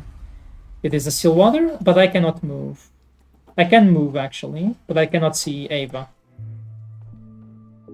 Unlike Quarantine. Okay, so let's skip the credits. Okay, that was the Pathologic 3 demo. Very good. I won't be giving more feedback now. I won't bore you anymore. A very good demo. I loved it. I want to play again, and I am extremely excited for Pathologic 3.